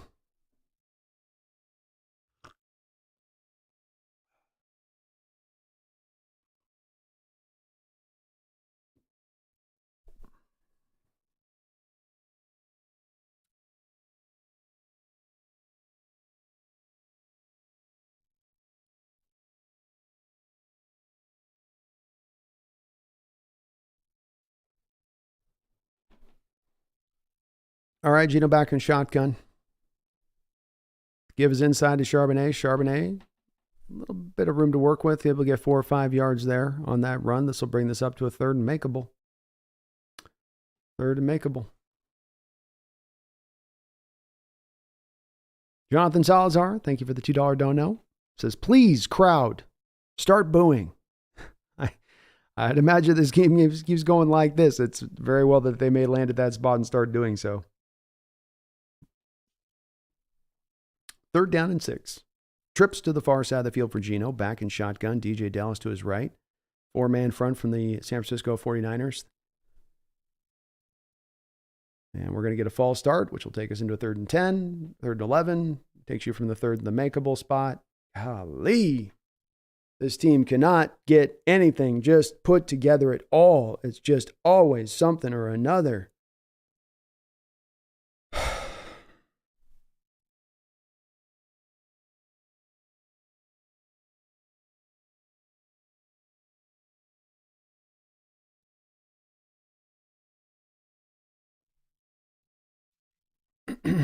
Third down and 10 for the Hawks. Gino and shotgun. 2-eye safety look from the Niners on the other side of things. Gino dropping back to throw. He's going to be sacked in the backfield here.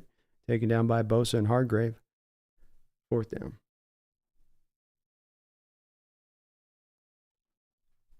Ski Nation, thank you for the $10 donation. I appreciate you for that. Very kind of you. I truly hope Seattle gets stomped 37-3 Ravens style.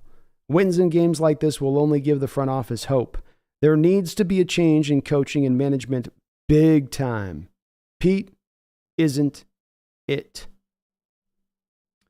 I think that everyone on this coaching staff's under an evaluation point at this spot. And I don't think anyone should be in a spot of feeling like they've deserved to not be held to some kind of accountability.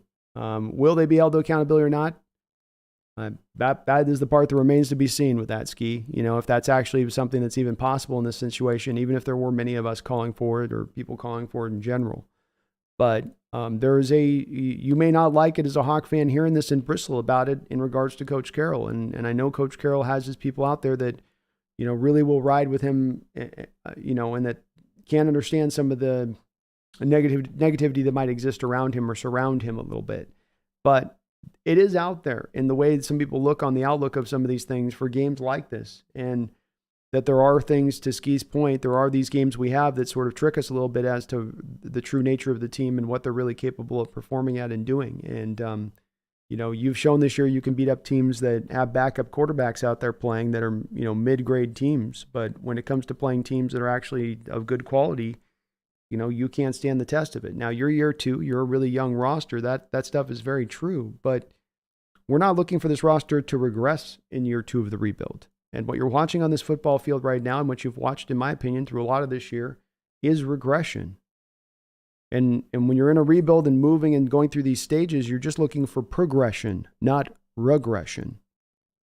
And in my opinion, I think we're looking at the latter. And if it is that, then it does come back to coaching staff. And if it does come back to coaching staff, what are our answers for how this will be solved into the future? Or to find confidence that they'll be solved into the future. I think these are big, major questions that the fan base is asking right now.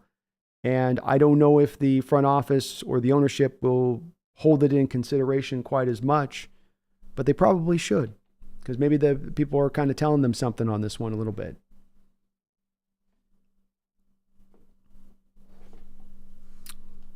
Thank you, though, Ski Nation. I appreciate your $10 donation.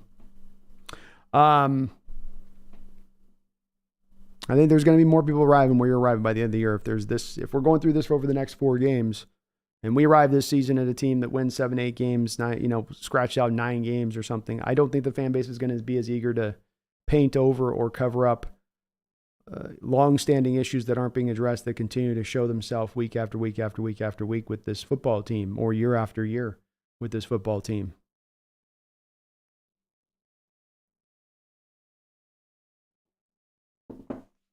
Mom and Pops, SRT, thank you for the $2 donation. Says, we look like elementary children. We do. Yeah. We look like a JV team going up against the varsity right now, across the board. It is kind of embarrassing. The whole nation's watching us right now, and it's looking kind of pathetic. And I don't know that we can stand up to beat the Niners. Yeah, I don't know if we're good enough to do that. But here's the thing. I do think at home, we shouldn't have our doors completely blown off and embarrassed in every way. And that's where we stand currently right now. See what the team can do to maybe answer this call a little bit. Devin Witherspoon, nice play on Deebo Samuel on the fly sweep. Pulls him down to the ground nicely there.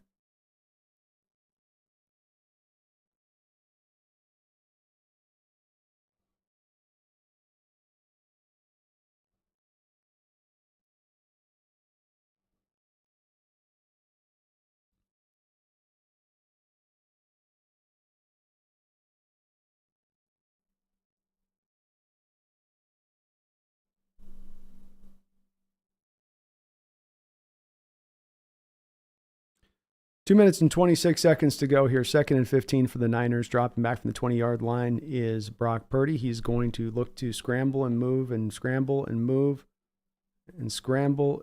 And nice job by Julian Love down there in coverage. Great catch by Deebo Samuel. Almost brought that one in on the sideline. Good throw by Brock just to give him a chance on that one too, moving to his right like that.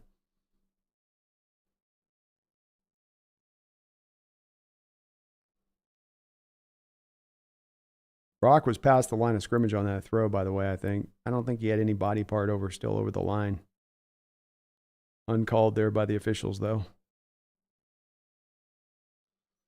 3rd down and 15. 21-3 49ers. Big play in this football game here. If the Hawks want to have some hope to grind this out, it's going to be an inside carry to McCaffrey. He will be taken down to the ground, and this will take us to the 2-minute warning. So, very nice stop by the Hawks defense because this is a quick stop. The Hawks are going to have 3 timeouts. The clock's going to stop at the 2-minute warning. They're going to get the ball back with a relative, not a short field, but with realistically okay field position. They're going to have a little under 2 minutes to go, 3 full complements of their timeouts at play, and the ability to go out there and get some points scratched out here before halftime. If they can do that, you do get the ball back at halftime, and you can maybe start to try to shake this game back in a bit of a different direction, as dark as it is looking, or as Mom and Pop's RSRT said, looking like a little bit of the elementary children at times in this game. But let's see what they do here. Sometimes the 2-minute warning can kind of lock in an offense a little bit. It can kind of dislodge some things that can get a little stuck. So let's see if maybe they can find some footing here on this one. Mega Lucario, thank you for the $5 donation. Why the F is Woolen being benched for Mike Jackson? Also, fire Pete and Waldron now. I hadn't noticed that myself. That's interesting that that's occurring if it's not an injury situation, but actually that he's out there. There was a moment in this game earlier that was a horrible moment that certainly jumped out to me that Pete's going to hate when he watches on film, where you have Devin Witherspoon trying to hold up and prevent a first down from occurring. And here comes Trey Brown to make the play. And Tariq Woolen just kind of comes up and puts a lazy sort of shoulder into it. And he ends up knocking Trey Brown off the man, in addition to not making the tackle on top of it. And I think Woolen's had a couple of those moments in recent weeks, but I wouldn't bench him over it. And Mike Jackson is certainly not the answer instead of him at that point. But this is where we're going to start to come, folks. You're going to see these performances, and some of you may be surprised on it. Well, they went to the playoffs last year. Well, we were good last. Well, we've been really, but the understanding from a lot of fans on this is that the worry from a lot of fans on this is that you can maybe build yourself to be a little bit better than average team, but you're almost becoming a bit of the personification of those Mariners and what they've talked about with being the 54% winning style of things. And Hawk fans are getting a little bit of the worry that we're heading in that same direction, but for different reasons. With the Mariner management, it's about unwillingness to spend at times. And with the Seahawks team, it's instead it's sometimes just about within their own approach and how they go about, in my opinion, just some of their philosophies. But yeah, I don't see why you'd bench Woolen in this game. You're going to need you need Tariq here. So maybe they had him out for a formation or something. I'll keep an eye on that though, Mega. I hadn't noticed it, but I'll keep an eye on it. That'd be odd if they did that. David, thank you for the $5 donation. There's an issue on this team that our coaches can't scheme. Where do we go from here? There's some issues on this team that our coaches can't scheme. Where do we go from here? I feel the season is slipping away.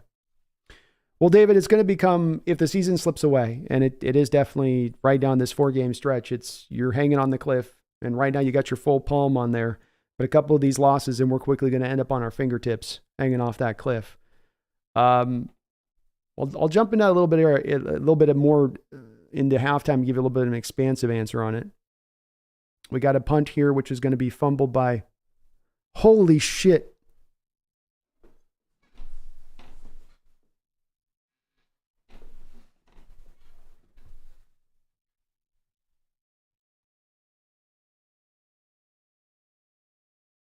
DJ Dallas just fumbled the punt, and then he just sat there and stared at the ball in the ground.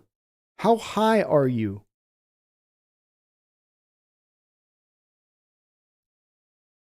What? How high are you?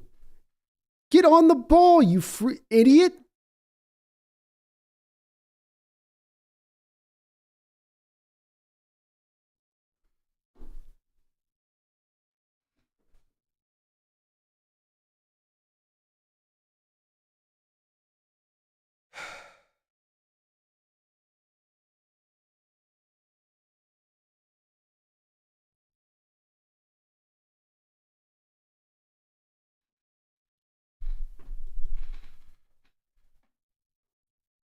What is he doing?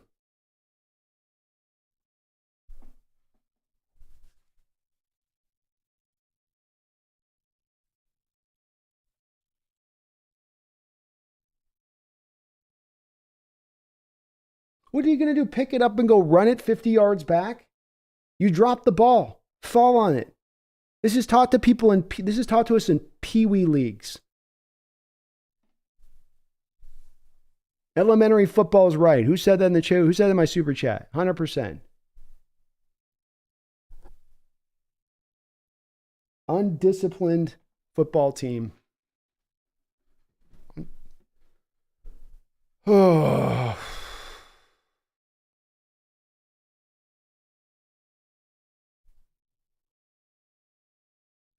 So, David, the issues on our coaches can't scheme. San has issues on, when it comes to scheme, that's just what our coaches, in my opinion, leave so often on the table. And if it's that, and it's also, as we've saw just on that play, and as we've seen with the penalty situation throughout the course of this year, it's also undisciplined football. It's the combination of the two. And there are going to be people that this gets very much stuck in their craw, and they're going to look at Coach Carroll and the coaches on this team and look for things to be changed because it's driving them nuts. Because they're seeing it replicated over and over again. And most people, when they see something happening over and over again, they tend to believe it's going to occur in the future. We've got a run inside here where the Niners are going to just bleed out the rest of the clock in this half. They'll have a short third down here for them. I'm sure they're just perfectly happy to take the field goal, be up by 3 touchdowns at the end of half, and call it a day with this one. Hawks, I don't even know if they're calling timeouts here at this point. Looks like we've got an injury. Who's injured on the field now? Why are they showing Purdy if there's an injury on the field? Somebody called a timeout. Okay, my bad. But this is where the conversation is going to start to tear towards, and I can't push back on it myself, David. I think when you're held back schematic, I don't think that what we have right now is a problem of talent. I think what we have is a problem of I think coaching is a big issue at the front of this, really, in my opinion. And then you get down to scheme, and then we get down to some other things that are at bay here, but it's not just one thing. But if we're looking for what's the most important thing to be fixed, I have a hard time saying, well, we need more talent. Indeed, it does look like Woolen's off the field here. Mike Jackson's on the field, so I don't know if he's been benched. That's the case or what. We've got a nice job by Quandre Diggs and Devin Witherspoon coming up and tackling Deebo Samuel. Call a timeout, Hawks. Coach Carroll not calling a timeout. Why won't you call a timeout? Come on, dude. Man, every play, there's something here where they're doing something stupid. Why did we wait 7 seconds to call the timeout after the tackle? You call the timeout immediately and preserve. Okay, they're giving us the time back. Holy moly.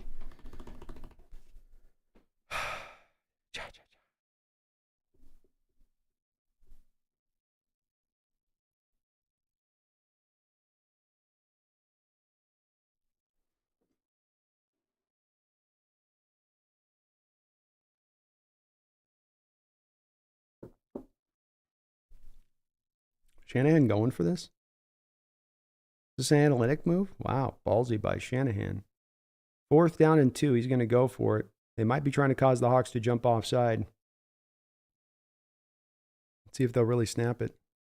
Yeah, I think they're going to try to draw them offsides here. They've got a timeout in their back pocket. They'll give them a hut.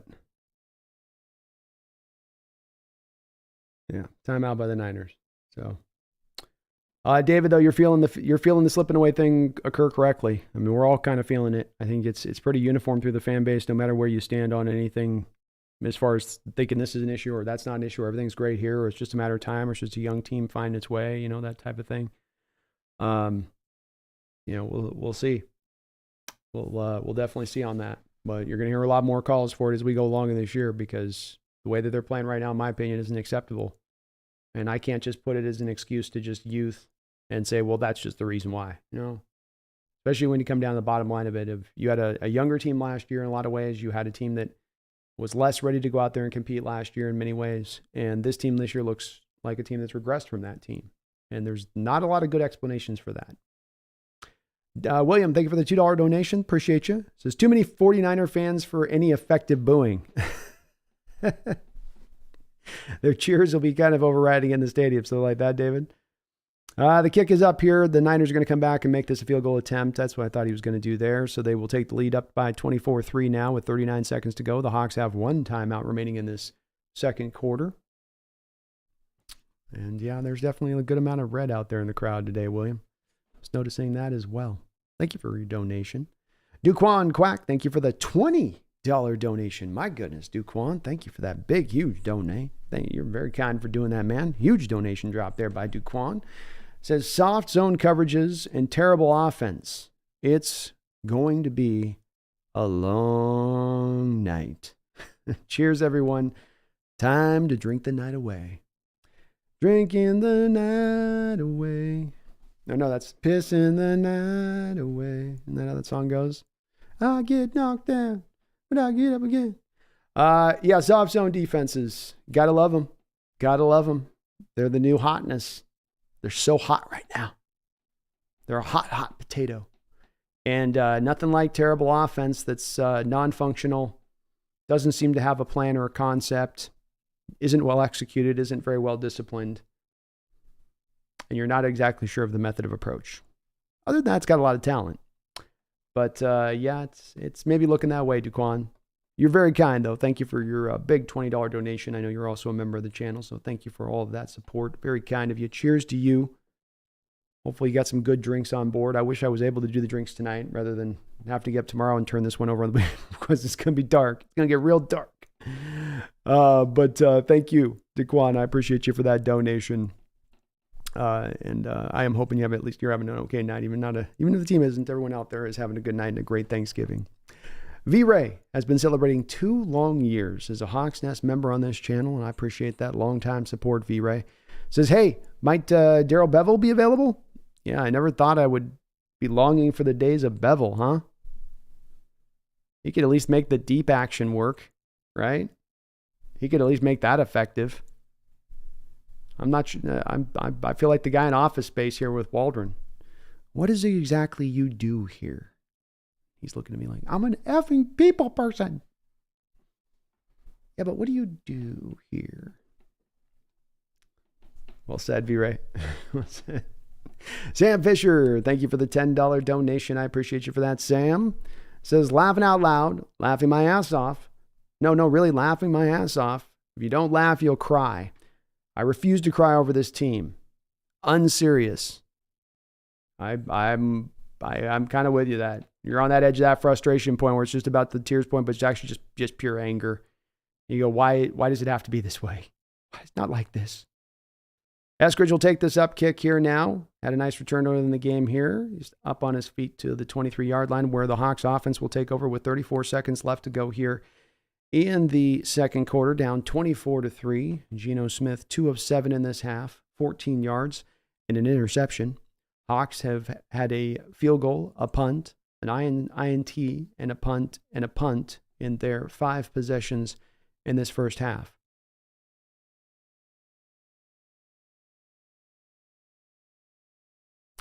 Geno and the boys out in shotgun here. 3 wide to the far side of the field. Geno dropping back to throw. Whips it up to DK Metcalf here. Will be complete. Brought down right around the first down marker here. Clock continues to roll. Geno coming up quickly to set the play. 20 seconds to go here in the second quarter. From the 35-yard line, dropping back to throw. Flips it outside here to Fant. Fant with the completion, then knocked down off his feet. Jason Peters goes down to a knee. Looks like he's not feeling good after that play. It looks like his hand's a little bit dodgy there. Squeezing it. He'll step off the field.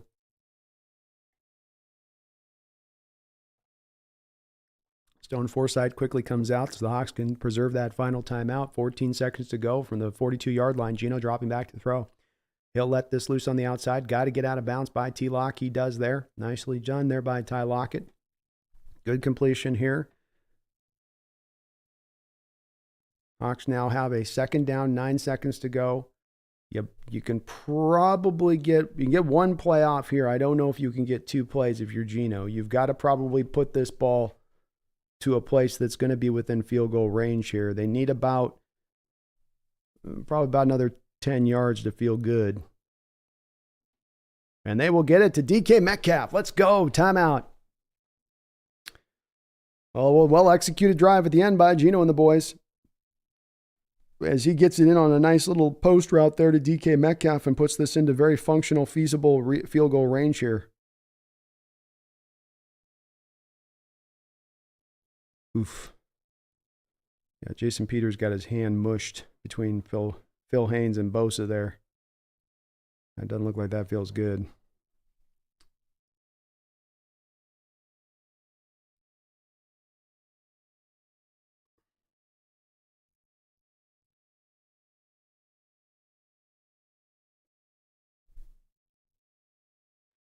So out steps Jason Myers now.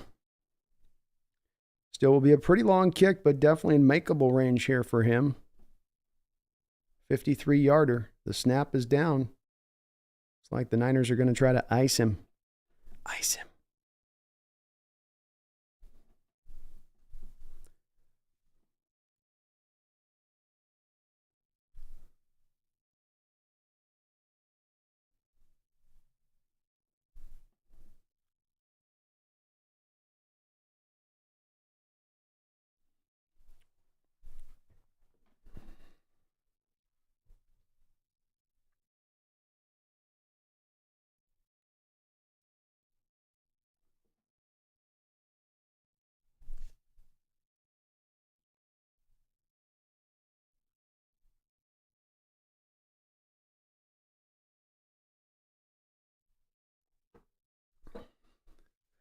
.53-yard attempt. The hold is down. The kick is up. It's gliding, and it's going to be no good. Just like last week's final kick, we do have a flag on the play, though.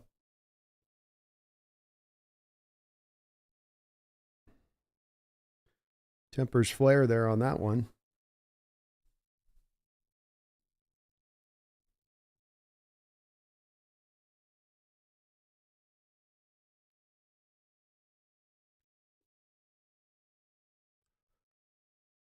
Oh, boy.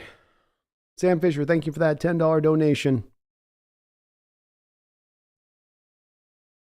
And yeah, you just got to laugh a little bit, I guess, at it, huh? Jeez.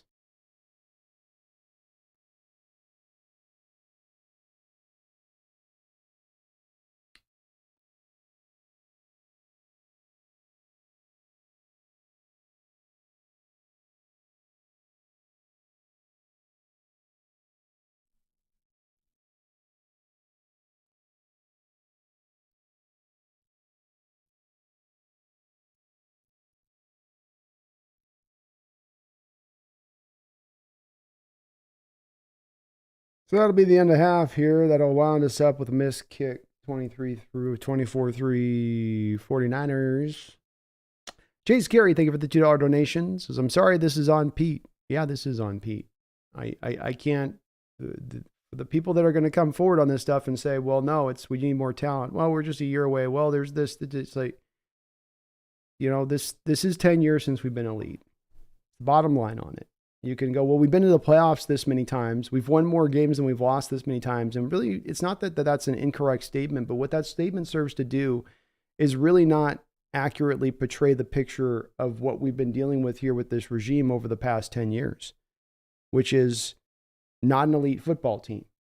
And it does come down to that eternal question, whether or not, is it that you'd like your team to try to be reaching for an elite status, or do you want your team to reach for being just barely getting the playoffs every year? And it seems like we've topped out with this current regime in how far they can kind of take us. And this isn't just coming on the back of 1 year or 2 years.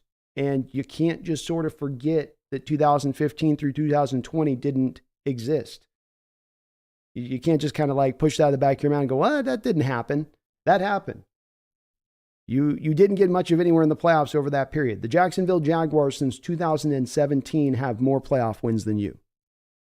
Nobody looks at Jacksonville and goes, look, there was a super great consistent winner for the It doesn't mean anything as a phrase, especially when it's about looking about where this team's going. And the point I've been making in recent weeks, and my big concern coming into this year, was that we would come back to find some of the failings of the coaching staff rearing their head. I didn't expect the offense to be like this and have this much ineptitude, but the defense is also not taking steps forward, and the team's not taking steps forward. And you're right, Chase. That does come down to being, at the end of the day, on the coaches and the coaching staff.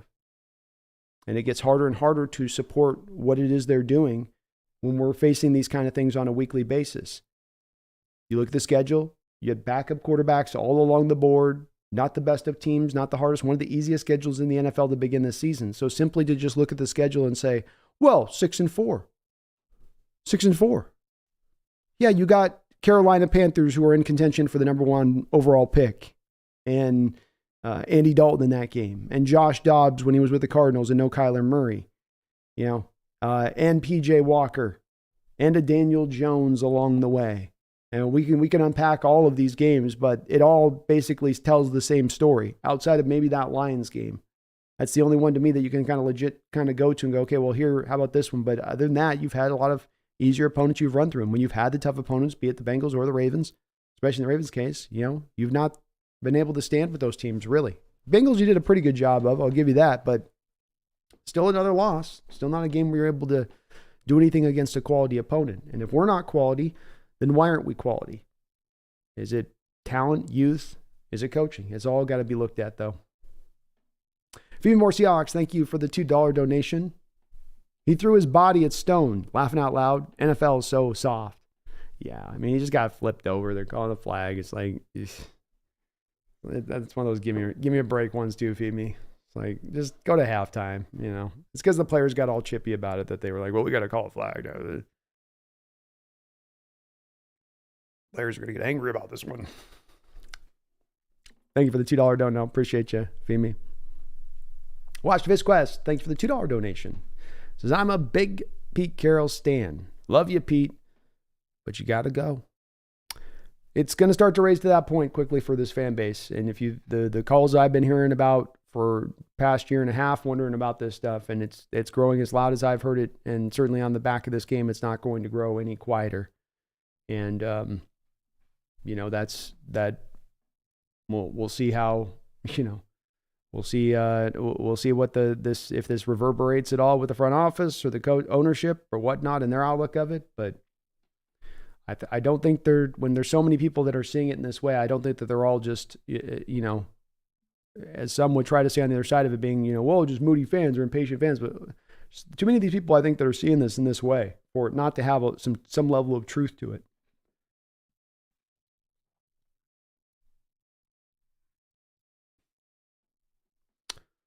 Oh my God, we got a Grassy raid. Grassy raid. Run!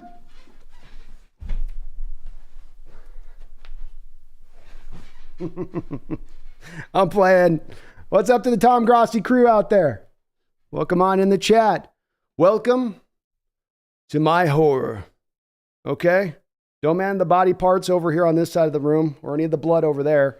We're trying to clean it up, but we've got a whole second half yet. So, we got a surgeon on duty. It's basically like a Civil War med tent out here at this point. But, we're trying to make something happen here. I don't know. Welcome on in, though. Tom Grossi Posse, my fellow Seahawks fans, if you haven't already, do me a favor. He's graced us before with these posse raids, but go over there to Tom Grossi and sub up onto his channel. Show him some love over there for coming on in the house. But what's up, Tom? What's up? Probably feeling a bit better about your Packers than I am about my Hawks right now. It's a little dark over here right now. You know what I mean? You caught us in the opening scene of Apocalypse Now, okay? I'm Sheen in the hotel room. It's hot. I'm sweating. Okay? We don't know what day it is. Somebody's about to come in and give us a mission. It's a little dark.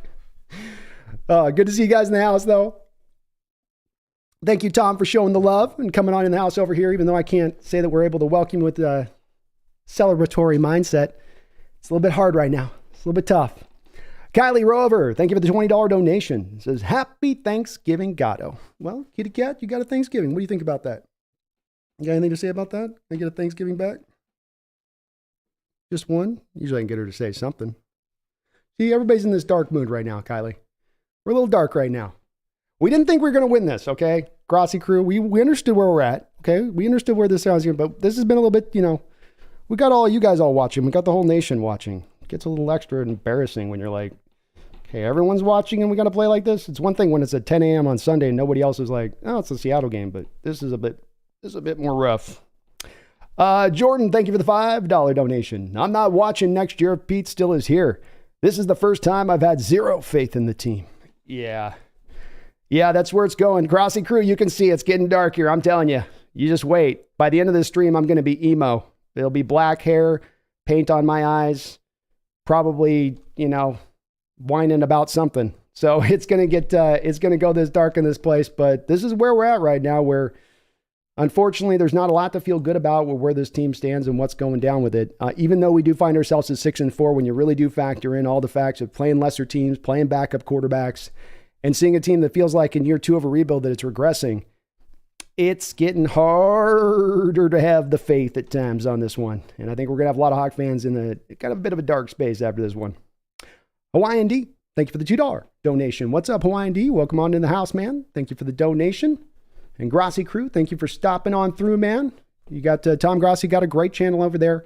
Runs a great show over there. He did the 30 days this off season, doing the donation deal, coming through to Seattle and all that. I couldn't go over there and meet there because I was traveling at the time, but he does some great stuff as far as on that charity front as well, in addition to running an awesome channel over there. Thanks for showing the love over here to the Grossi crew. And man, your Packers might end up overtaking my Hawks for that playoff position at this rate, which would be really tough because, there's a certain level of nicety to beat out the Pack for a playoff position like last year. It's it can sometimes be a yearly thing for us, that we kind of embrace. Sophia Ann, thank you for the $5 donation. I appreciate you for that, Sophia. And welcome on the chat, all the Grossi folks. Appreciate you coming on in. Grossi's awesome for doing those Grossi Posse raids. It helps to put a little smile. That put a little light on the end of this tough game a bit. JW with the $2 donation. Seahawks D has 4 stops, but the Niners still got 24. Yeah, that would be because the offense decided to vomit all over itself and let its head spin around like the Exorcist. And I'm just waiting for it to start to walk on all fours from the backside, And at that point, I'm out. I'm checking out at that point. But the D's not necessarily played as bad as the pure 24 points would seem to show. It's actually been pretty okay as far as defense. I think they've done as much as you could kind of ask them to do. They've been put into some really tough situations here. The muff punt by DJ Dallas, the INT that left them on a short field. They've definitely gotten hit with some chunk plays in addition to that, but the offense has just been so very bad that it's hard to put much to defense. You got to put some to defense, but it's everybody. It's special teams, it's defense, it's offense. It's Thanksgiving, so it might as well be a family affair of blame as well, right? Might as well. Sophia Ann, thank you again for that $5 donation. Boss Gorlaf and Amasha, thank you for the $5 donation. Says, whoa! Oh, knew this was going to be a rough stretch. Here's hoping Dallas and Philly as trap games. Ah! Let's hope so. Let's hope so. And maybe we start to reach that stage of things as an opponent where they start to lower their guard against us a little bit, and that's all it takes for us to take the game. We're just waiting for some guards to drop. We need a lot of guard dropping going down right now to make that happen, though.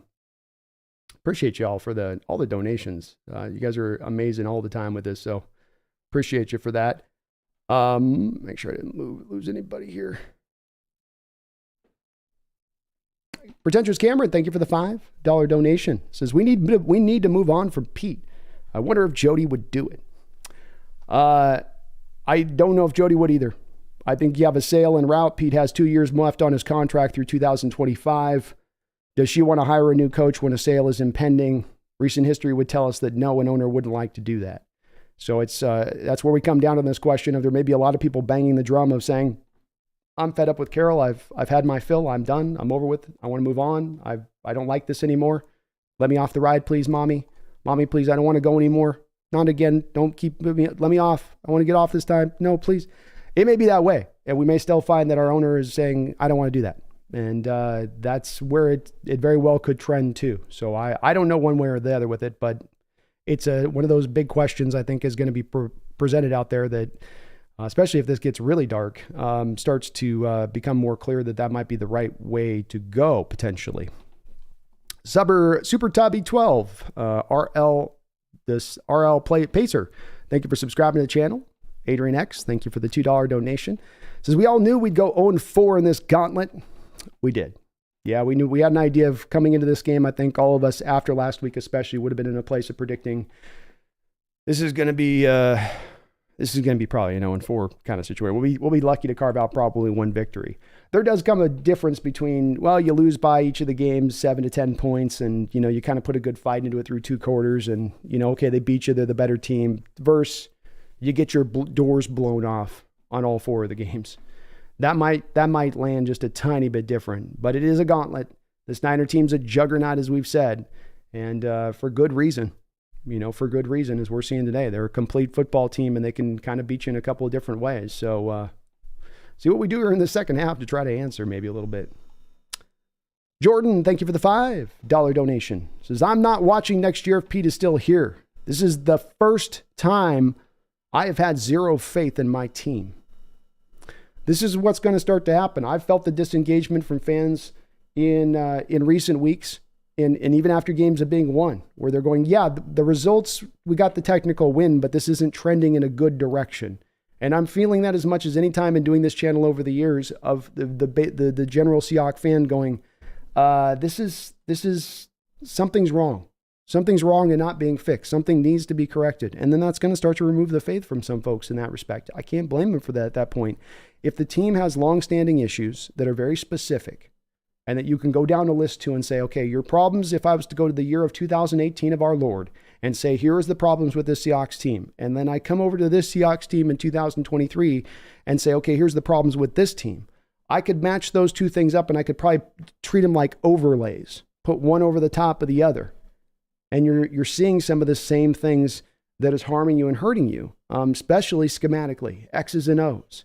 And that's the part where it's not going to bear out a lot of faith for people when that's the case.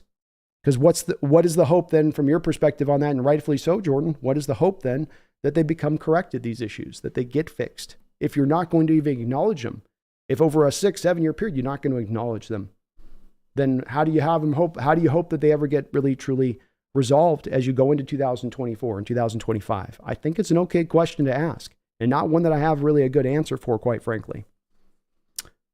Kylie Rover, thank you again for that $20 donation. Very kind of you. Packers79, thank you for the $5 donation as well. Sorry, I got donoed up a little bit here, so I got beef behind you on that, but thank you for that $5 donation. He says, happy Thanksgiving.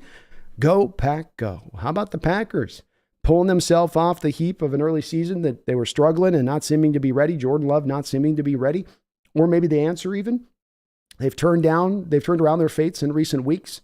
they've got themselves now moving in a direction where they're going to get some momentum, theoretically speaking. And as we've seen in that division out there, everything is wide open for still even the taking out there. They're making some noise right now, and they're playing some really good football at just the right time of year when you want to start to be playing it. So best of luck to Packer 79, your team this year. Looks like maybe Jordan Love is maybe going to start to solidify himself in the minds of some of the Packer fans if he keeps kind of playing like he has, it seems like, in recent weeks. But thank you for the donation. Thank you to, again, Tom Crossey's people for coming on in the chat. You guys are awesome for doing so. Tom's awesome for doing so out there. Tom, I appreciate you, brother. Salute out to you. Brian O, thank you for the $5 donation. Says, not even a Geno hater. Drew isn't the answer either, but his timing only seems to be on point in 2-minute drills. His timing is off lately. I think that's a fair way of putting it, Brian. I think there's a lot of things going wrong on this team. You know, you get to a 24-3 game, and there's a variety of things we can point to. The coaching, the offensive play calling. I think Geno's play today has been within that. Definitely does not look in sync and on time. And he really does not look like the same Geno from last year. Earlier on this year, I thought it was more about the pass protection issues that were holding him back a bit, the lack of ground game success. I'm a little more into the camp of going, well, maybe it's more of the Waldron play calling here, but Geno's got to own some of his own bear to it too, Brian, to your point on that. He's got to be owning up to his own on that. And the Hawks are taking over after a fair catch or back at the 25-yard line here, 1st and 10. 3 wide receiver look. They're going to go to the ground game, and Charbonnet, he'll pick up about a gain of 2 yards. But 2-minute drills, he does seem to be in a different stage, a different place. It allows him to find that timing, like you say, Brian. Well spotted on your part, and I would agree with you. My boy, thank you for subscribing to the channel. Stud, thank you as well for subscribing to the channel. Appreciate you for doing that. Geno, 2nd down, drops back to throw. He's going to hit Disley up the seam here for a 1st down up to the 50-yard field mark. There we go. Nice play there up to Wilt Disley. Hey, tight end throw up the seam. How about that?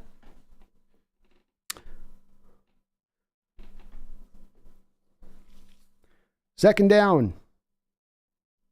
They'll mark him at the 49, little handoff here to Charbonnet, bounces around, finds a nice little hole there. He'll grind it down for an 8-yard play here, 2nd down.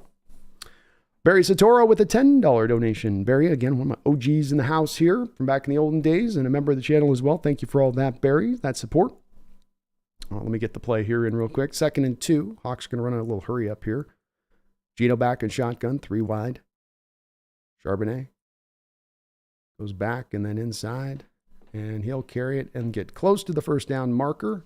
I think they'll give it to him there on the run. Seahawks a little bit of a commitment early on here to the ground game to begin things. Nice to see.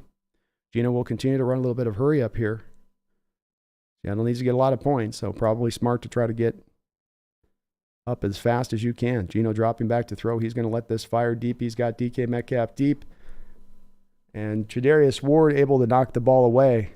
Geno just kind of put it a little bit too far back on DK rather than out in front of him, and Tre'Davious Ward able to come in there to make a play. Ball hung up there a little bit.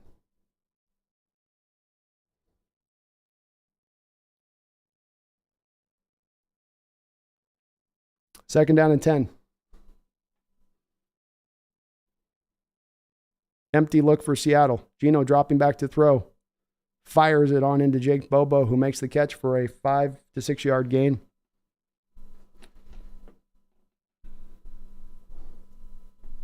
Young Kang, I haven't seen Kenny McIntosh yet out on the field here today. DJ Dallas seems to be filling in those sort of de facto 3rd down duties tonight for them.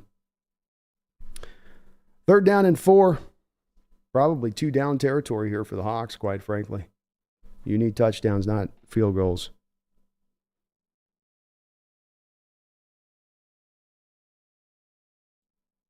Metcalf goes in motion here. Comes a stop to one side. 3rd and 4. Under pressure is Geno. He'll be ripped down to the ground for a sack.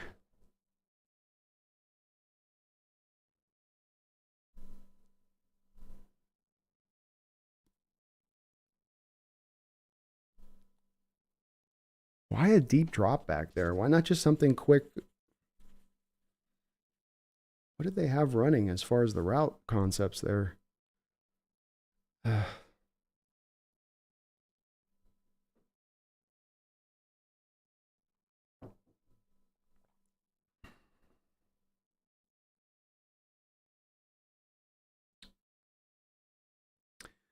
4th and 11, Hawks driven far out of from the first down. No chance of trying to fourth down here at 3rd and 11. We got a flag on the play for delay of game. They'll give Dixon a little bit extra space to kick. Barry Satoro, thank you for the $10 donation again. And so he says, I'm done with Pete.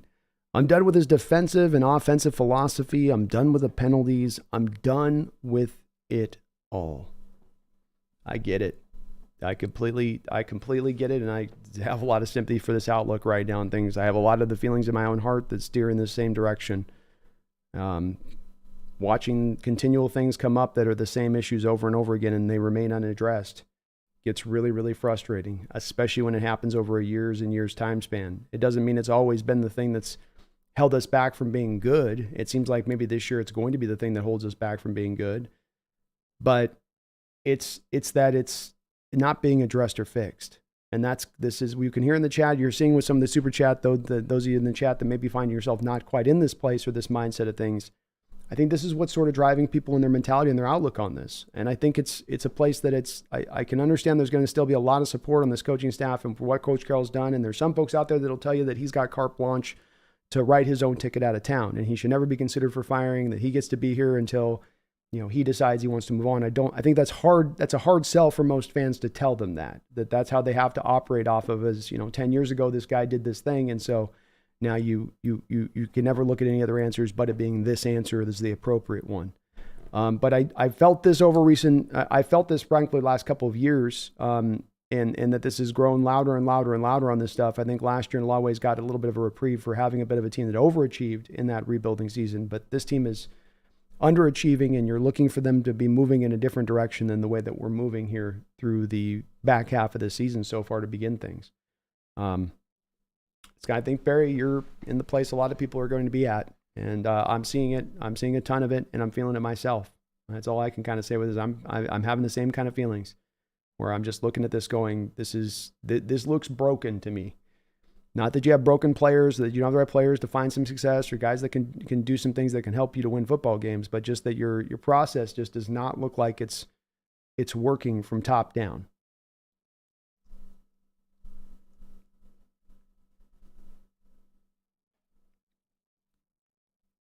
Appreciate you, Barry. Thank you for everybody on the donations. Sorry, I got a little behind on those, but I'll make sure I caught everybody. I don't want to make sure I'm missing anyone's donation. Cheese Taco has been celebrating 13 months as a Hawks Nest member. Says, B, I feel sorry for you. I could just turn off the game, but you must suffer through this. I will live vicariously through you for the next 2 quarters. Yes, I will be here through the whole game on this one. And it's rough on contests like this that have been embarrassing. Teams will get blown out. That's going to happen on this stuff. And it wouldn't be so bad if you got blown out, but you go, okay, you have a bad game, stuff happens. But it's that you have a lot of your chickens coming home to roost in these kind of games, be it the Ravens or the Niners game, where you already come in going, I'm worried about this. I'm a little concerned about this. I think this is going to go like that. And then you have, boy, that crab thing looked gross that they just showed. Who's eating that? We eat some weird stuff in the Pacific Northwest. Like deep fried crab, really? We're doing this now? That was like the shell and everything. I don't know about that. Brock Purdy takes over here, the 4-yard line. First down and 10. Purdy's going to change the call, drop back into shotgun, seeing Jamal Adams up around the line of scrimmage, threatening to blitz. Jamal drops out of the blitz, back in coverage. And Purdy overthrows a little bit there to Deebo Samuel.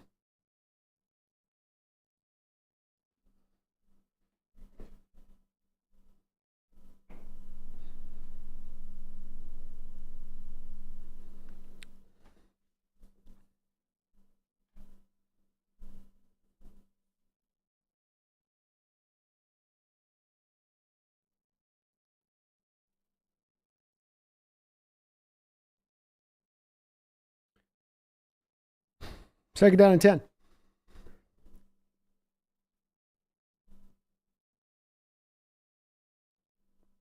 Purdy back in shotgun here in his own end zone. Surveying the field. He's got a little bit of pressure here. That ball's picked off. Jordan Brooks has got the ball. He's getting ready in. Pick 6. Touchdown, Seahawks. Let's go. Touchdown. Woo.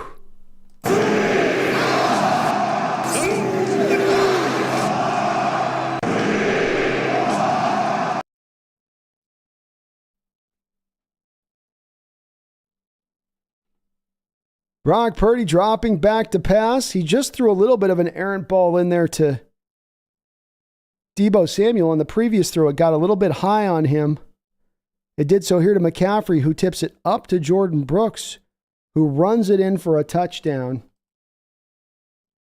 And the Seahawks now find themselves down 24-10, down 2 touchdowns here on the pick six. Let's go. Jordan caught that ball, and he had one place he was headed, to the house. He took that home like he heard the dinner bell ring on Thanksgiving on that one. 24-10 Hawks. There we go. Okay.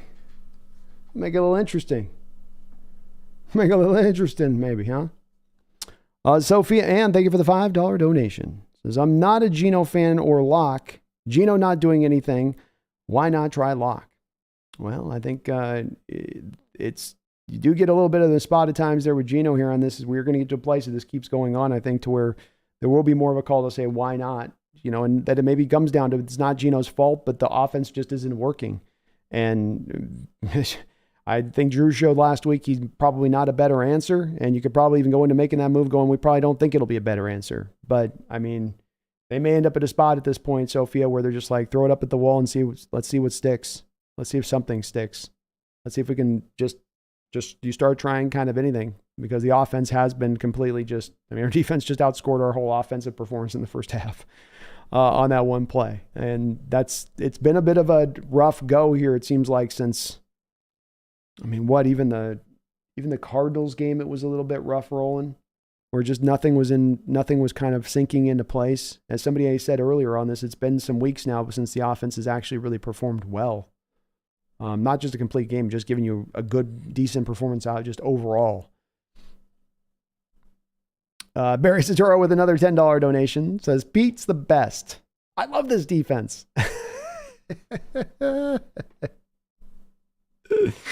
Oh, yeah. That's what they do. Just as you think they got you out, they pull you back in. But man, you talk about a timely pick. You talk about a pick that you need a shot of life. That definitely gives you this. Hopefully they haven't created so much space that they got to overcome that's not something where they can overcome it here. We'll see on that part of it, but good to at least do something. Give a little bit of a fight in this game. My God. Just a reminder, too, folks, we'll be doing a post-game Bleacher Report. I'll actually be doing it with a Niner fan over there on the Bleacher side of it. So if you click down the description link of the section in this video, or I'll put it here in a scroller for a second that you can see kind of going through the scroller. You got to download the Bleacher Report app to see it. I'll be doing a post-game today and also be doing a show tomorrow morning on Bleacher Report. So do please get that app downloaded and click on over there if you could for me. Show some love on there from our Hawks Nesters so that we can keep doing these kind of appearances. I'd like to do so into the future.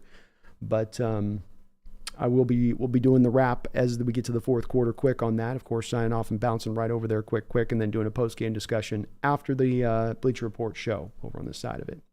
Brian Stewart, thank you for the $10 donation. Says, Happy Thanksgiving. You predicted zone paper cut death exactly. Wish you and Brendan would FedEx 2 weeks to 2x weeks to Clint Hurt, Pete, Shane, your summaries. Post-mortem Tuesday and action item Thursday bullet point. We got a fair catch here for the Niners on the kickoff, and they will take the ball over the 25-yard line, then a false start for the Niners here, which will take them back 5 yards. Post-mortem Tuesday and 2 action items Thursday bullet point list sent with your humble best. I would like it too, Brian. I would love to be able to be just, there was a whole thing that they had, and I'm going to butcher it, Brian. I'm going to come back to your donation in a second because we got the Niners back out here rolling, but it does draw to mind my thought on this a little bit in regards to strategies. I probably got to look it up in what it was, the term for this to get it right, but first and 15 here for the Niners now. Play action pass, Purdy, looking. He's got a lot of time. Deebo Samuel there. Jamal Adams and Julian Love do a good job of taking down Deebo Samuel. No easy task there. And that'll be a short game, and will leave us with a second down Mike Jackson in the game.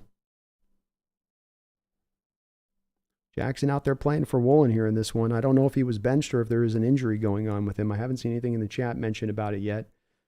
But you do have Jackson out there playing instead of Woolen. 2nd and 13. 10:48 to go here in the third quarter. Niners on the 22-yard line in their own territory. Caffrey goes in motion. Purdy dropping back to throw. Comes back underneath with an easy completion there to George Kittle, who'll be taken down to the ground after a short game by Quandary Diggs. Nice job by Diggs to bring down the big tight end. This will bring up third down in about 5-ish.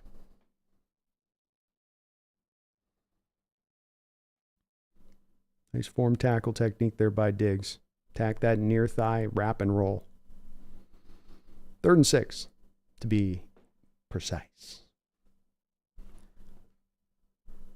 Hawk fans in the stadium beckoning forth this defense. Can we get a stop?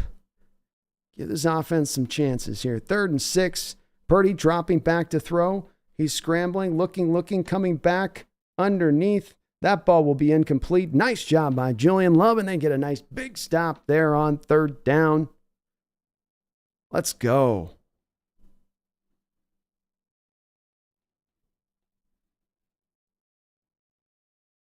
Looked like George Kittle wanted a flag. That's inadvertent. That's the inadvertent feet that collide. Last week you saw those inadvertent feet wrap up between Devon Witherspoon and Pukanuka where it got called. And that's where you see, like I talked about in the early Detroit game with the same kind of play, that doesn't get called in the NFL. It's inadvertent. It shouldn't have been a flag last week. It's not a flag this week. It wasn't a flag in Detroit. And that's the right kind of call to make there. DJ Dallas, I don't even want you returning punts the rest of the night. All right. There's a flag on the play here on a nice punt here. DJ didn't look like he wanted any part of trying to receive that. And I don't know, we're not even going to get a commercial break here. They're just going to go right back out here. So again, Brian, I will get you a dono, Brian, on this one. They got the actions coming fast and hot here right now.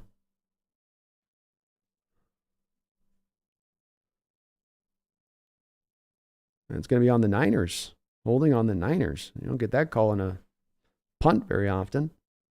Interesting.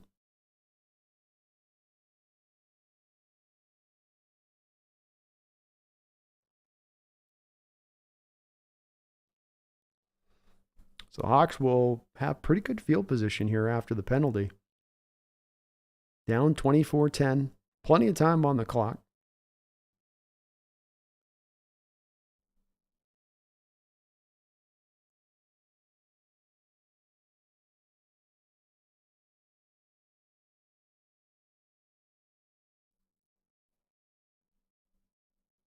Oh, there's a lot of deliberation going on here between the officials on what they're doing and what they're not doing. I guess they're going to try to do they're going to go with a different, they're going to have them repunt it. Okay.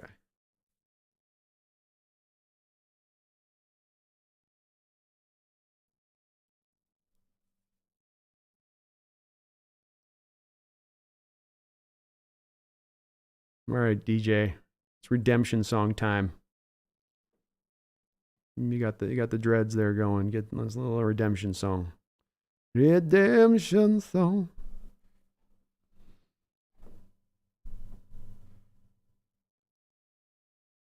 Boy, a lot of time being set up here by the officials. They're really unsure on what they're trying to get done and do here. So now we go back with them. Boy, sometimes it's a clown show out there with the NFL. So they started out with taking the penalty and then not taking the penalty, then taking the penalty. Now we're back to not taking the penalty. So now our offense is back on the field. I thought the flag was on them, but I guess they're saying the flag's on us. I don't know what the hell's happening here.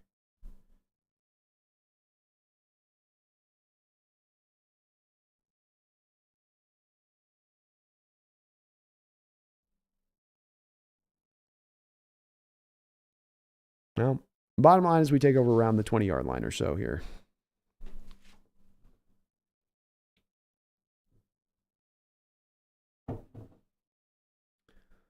All right, Gino and the boys out here. 3 wide receivers. Gino back in shotgun. The give is inside to Charbonnet. Not a lot of holes to be had. Trying to run out of shotgun. Yikes. But Brian, there's this whole theory about having, like some organizations and even organizations in government will have like a crack of 12, a team that sort of comes up with things. And then you have this one outside member that's not a part of the team, sort of the 13th man member of the team. Geno empty here. We're going to get some more hurry up from the Hawks. Geno looking to whip it out here to DK Metcalf, who'll drop the ball, trying to run before he makes the catch. And it's one of those theories that you can have an internal room where a lot of where ideas get very closed off very quickly. You end up in kind of an echo chamber sort of situation really quickly. And so it's nice to have the outside voices coming in that can say, oh, wait, you guys aren't being aware of this or thinking about this one thing. You got your brilliant attack, but you've forgotten about this one aspect, because there is a little bit of a tendency when you get them internal like that to just sort of, like I say, turn it into an echo chamber, I think, a bit. 3rd down and 9 for Geno and the boys here after the drop by DK, his second of the game here today. Geno dropping back to throw. He's going to let her whip deep. Oh, my God, what a catch. What a grab by JSN. It looked like an overthrow by Geno Smith. JSN reaches out, one single paw, and then just reels it in full extended out to pull the ball in there on the catch. Amazing grab by JSN there. Wow. What a catch there on that throw. And Seattle at the 45-yard line now here to DJ Dallas. Dallas takes the carry. He'll run forward here for a gain of about 6 or 7 yards. What an amazing catch there, though, by JSN. Reaches out with one arm and just stabs it. And he had full extension there, so he's reaching all the way out there with that arm to pull that thing in. The give is into DJ Dallas again here. He's dancing inside, looking for a hole. Doesn't look like he's able to find it. He does get himself a gain very close to the first down marker here. If this is 3rd down, it will be 3rd down and short. But Brian, I'd love to be able to serve as that counterbalance measure at times. I think the thing that it does take is for you to actually listen to the entity that is then that counterbalance. That is that one that then is giving you that recommendation on the other side that you might not be considering. I think that part of this is also just how well established or well clung they are to their philosophies, both for good and bad. And that we've got our approach. No one's knocking us off that approach. We're going to stay with that approach, But Brian, thank you for that $10 dono. They're going to give the Hawks a first down on the play, by the way. Fake pitch play. Coming back here to JSN on a bubble screen there. Nicely designed play there by Waldron. You started out one way, come back the other way, and it kind of worked a little bit there with the Niners on that one. 7:23 to go. Seahawks just worked their way onto the Niners side of the field here at the midfield stripe.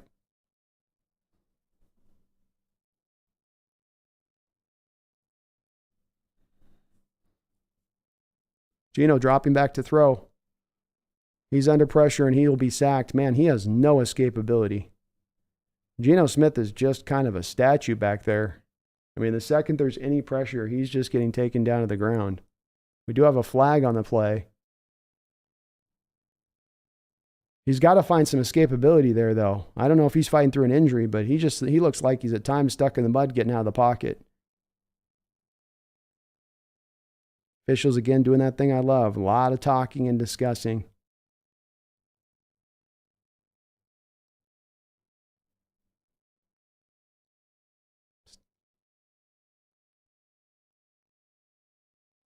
Hands to the face on Seattle. It's like our favorite penalty.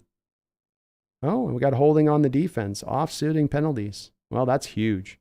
That takes the sack off the board, which is really, really big. Telecast doesn't waste an opportunity to show the Odell Beckham catch 57 times.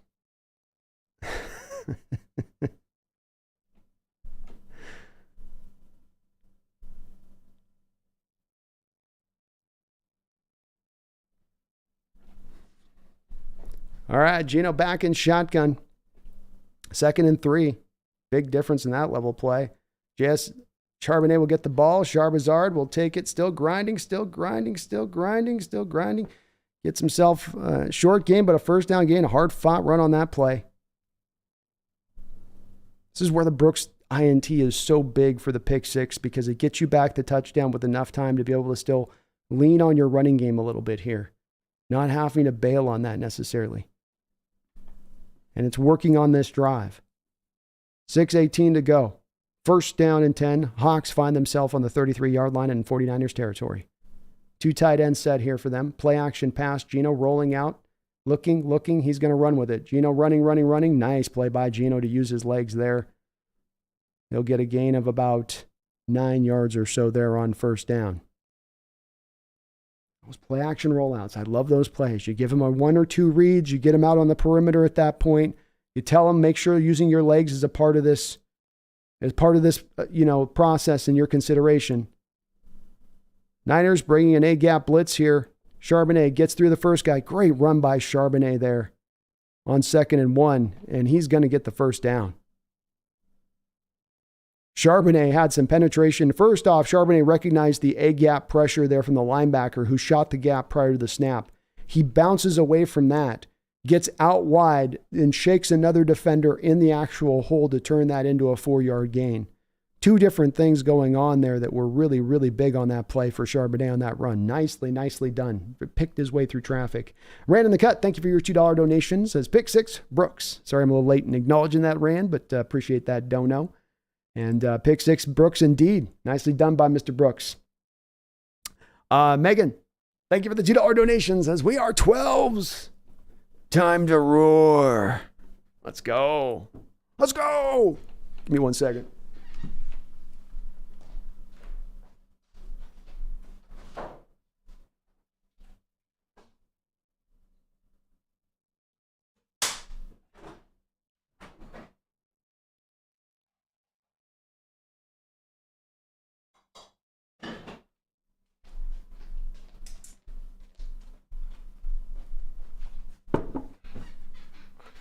Coffee in a sec.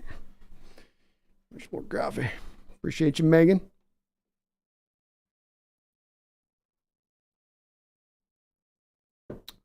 Sorry, 1 second here.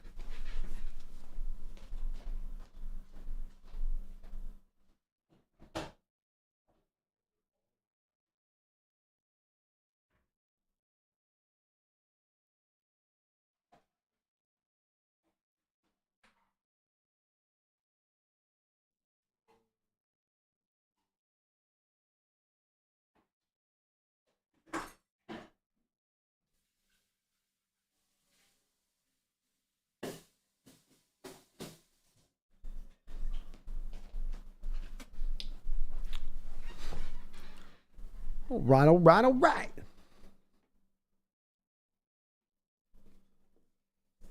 Jeffrey A. Thistle, thank you for the $2 donation. Our first half, my God, watched with the fam. It was rough going that first half there, Jeffrey. It got dark. It was a little rough there to begin things on that one. No doubt about that. Snail, thank you for the $2 donation. Charbazard should be ahead of K9 on the depth chart. Well, it certainly is when you're not able to block up those holes. I think that the key difference between these two guys as runners when it comes to your point on that, Snail, is that if you block it up really good with Walker, he can bust it for 80 yards. And if you don't block it up good for Walker, he might squeeze a couple yards out if he can get creative and bounce it to the outside, whereas Charbonnet doesn't necessarily need it blocked up to get you that 4 or 5 yard run, which sometimes can be a little more important, especially for the consistency of the offense and keeping yourself ahead of the chains. 1st and 10 here for Geno Smith back in shotgun. 3 wide receivers, 1 tight end. Parkinson here on the field for the Hawks. Sharp's on the backfield with Geno. Geno with a check play here. Dropping back, go to flushed out of the pocket here. Run with it, Geno. Run with it. He does. Takes it for 10 yards. Here's Geno using his legs. Nicely done.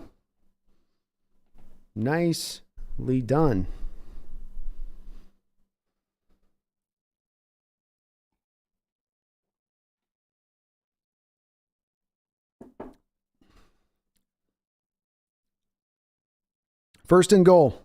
Hawks on the 9-yard line. Geno checking the play at the line of scrimmage here. Charbonnet in the backfield. Zach with the pitch play out wide here. Nowhere to go initially. Kind of had to bobble the pitch there by Geno. Able to reel it back in and get a gain of about a couple yards maybe.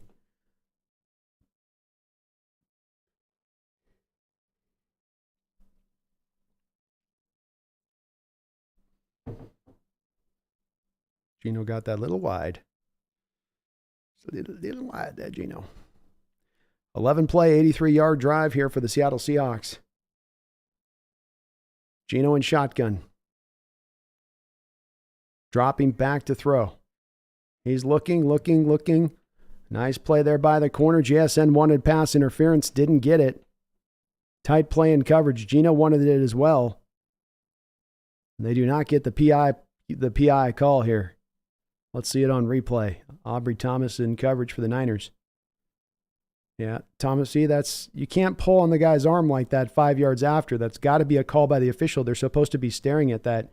He reaches out and pulls and yanks right on the arm of JSN.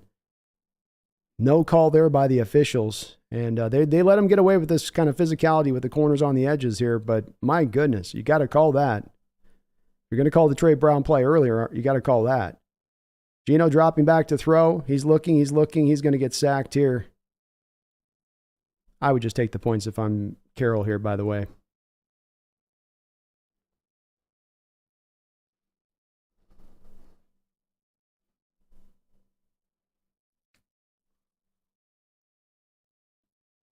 What did you run here from a route concept? Boy, the Waldron route concepts, man.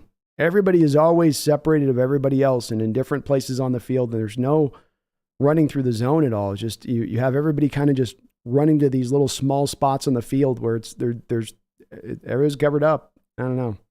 Field goal attempt here by Myers will get up and through, and the Hawks will climb a little bit closer now here to the Niner team, 24-13. Bit by bit. Bit by bit. 3:13 to go here in the third quarter. We're right back.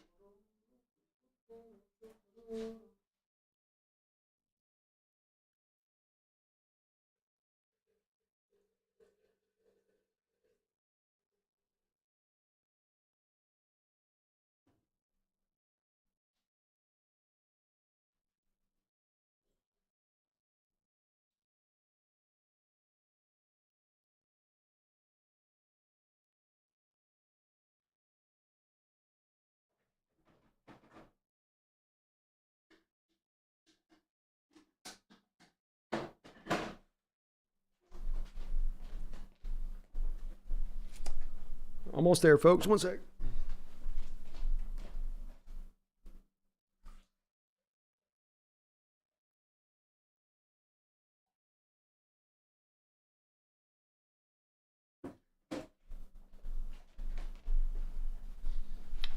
All right, we'll see here what we got. See if the momentum can keep carrying forward in the second half a bit. See how it goes here. Do folks please do me the favor and hit that like button if you do like what you're watching today. It does help out the channel tremendously. And as far as the growth goes, the algorithm helps us solve the algorithm. Have a good night, Mark. Appreciate you. All right, defensively, what do you dial up if you're hurt here? You got a little bit of momentum going. They've kind of played it pretty straight up against this defense tonight, or offense tonight so far with Purdy. It's been a lot of pressures to my eyes. When you have dialed it up, has been mainly the 5-man pressure looks. Purdy has had to at times go through his reads in this game quite a bit, where the first read isn't necessarily just there for him.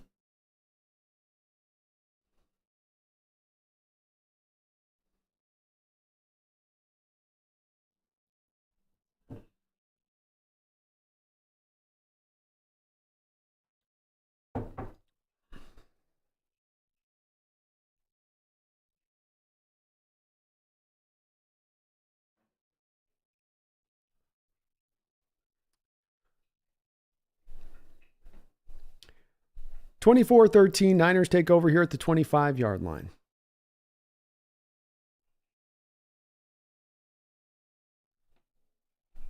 Deebo Samuel with a fly sweep here that'll be nice and successful for 20 yards.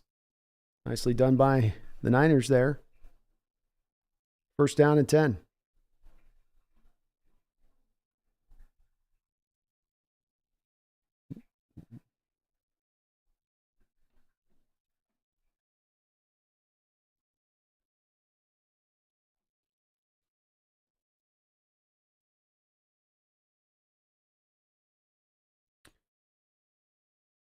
Niners on the 40-yard line, Seahawks territory. I formation look for them. The give is into McCaffrey. McCaffrey running strong. Gain about 6 or 7 yards on the play.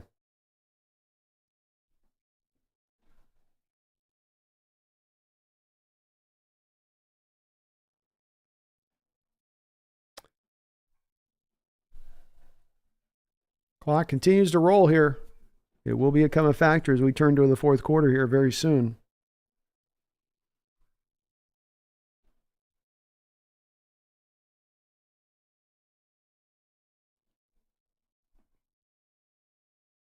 Second down and 3. McCaffrey's got a big gaping hole wide open there to the right side on the outside zone running. Able to make it work there for a good 8-yard gain and first down on the Seahawks side of the field.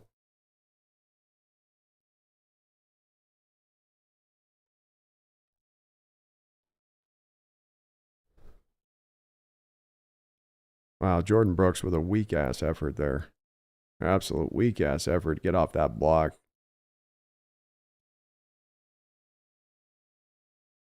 First and 10.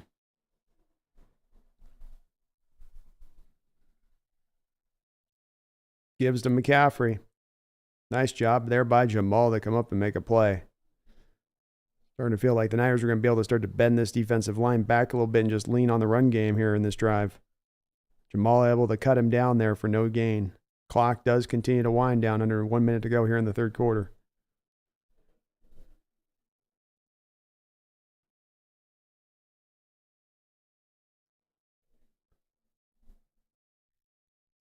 Second down and 11. Half-yard loss, technically.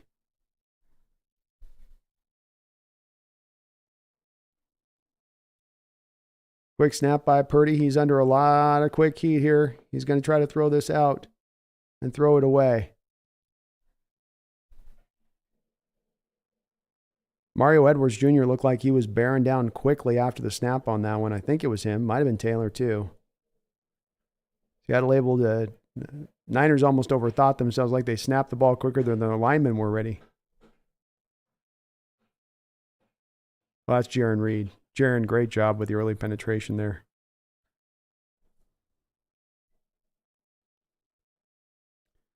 Big play in this game. Niners on the 45-yard line in Seahawks territory. Third down and 11. You know, they'd like to try to at the least get this into field goal range. Purdy dropping back to throw. He's got a real clean pocket. Completes the ball down at the 39-yard line. Diggs cuts him down, but they do bring this into field goal range at this point. And that will be the last play of this third quarter. Christian McCaffrey, he's been used a lot in this game. Niners lean on him heavily. They're going to come out with a fourth down attempt here, are the Niners.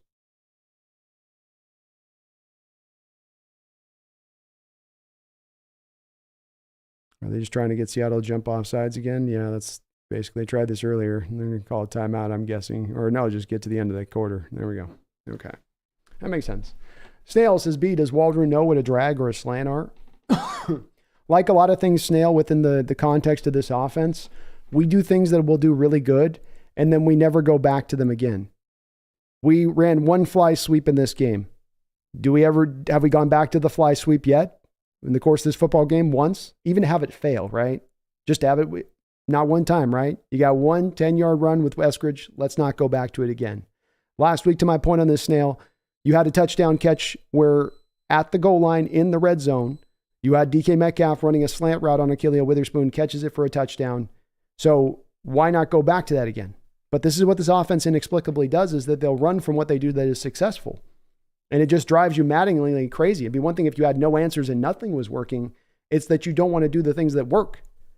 And it defies a little bit of logic at times. But yeah, especially down the red zone. He likes to run these routes at the red zone where he runs the tight ends go out to the front of the end zone wide, and then he runs the receivers out to the back of the end zone on their routes. And then you end up with four corners of the end zone with guys and you have nobody in the middle of the field, and you have nobody short for Geno to throw to. It doesn't always seem like the right thing to be doing down in the red zone or the most useful way to go about it.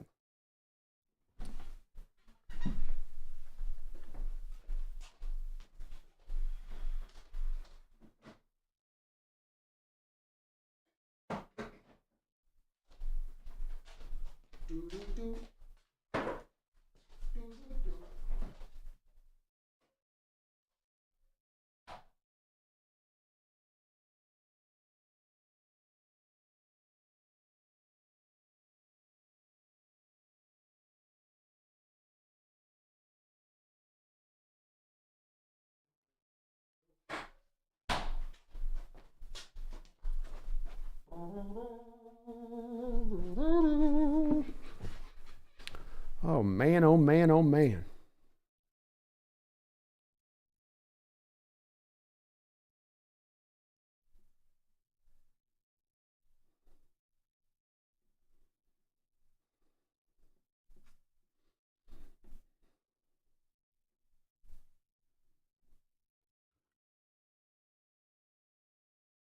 Lazy Beach Bum says Brandon's cat's chill. She is very chill.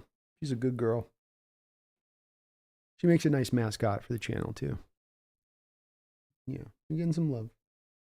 Been kind of quiet tonight. All right, 4th and 3. Niners are indeed going to actually go for it here on 4th down. And it looks like they got the Niners to jump off sides. At least the Seahawks are signaling it. Leonard Williams seems pretty sure that that's what's going on. And false start back. Big penalty there for the Niners. This probably puts Shanahan in an interesting bind now. Do you go for the field goal or do you just try to pin him deep? Old school coaching logic would say punt it deep and pin him. And that's just what the Niners are going to try to do here. As this turns this into a 4th and 8. Big penalty there. This will be booted up high, and boy. All right, it's not super bad there at that point. Ball will be down to the 13-yard line. Tre'Davious Ward, who went off with an injury earlier in this game, will come back out on the field. Looks like he's going to be able to hold up okay out there. Mom's in the house. What's up, Mom? Deanna Pennington. It's good to see you. Hope you're doing well, Mom. She says, Linzo and Jamie say happy Thanksgiving. Well, tell them I said happy Thanksgiving as well. Tell them to say thank you for taking care of my mom out there in Hawaii. And I can't be there myself, but I'm glad that they're there to chill with you. And tell them we'll say what's up. Tell them say hey. All right, 24-13. Seahawks taking over. Play action pass. Geno dropping back to throw. He'll flip this out to Charbonnet. Charbonnet loses the first tackler in space after the outlet pass. Nice catch and run. Good job by Geno. Just get it into your playmaker's hand. Let him go make something of it. Doesn't have to be a hard pass all the time. Take the easy completion, especially on first down. See if he can get himself something with it like Charbonnet did there. Love it. Nice approach there by Geno on that play.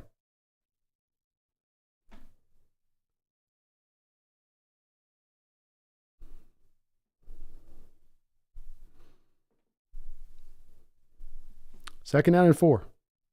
The give is going to be to Charbonnet on an outside zone run. Charbonnet's loose out wide there. Nicely done there for a good 10-yard gain.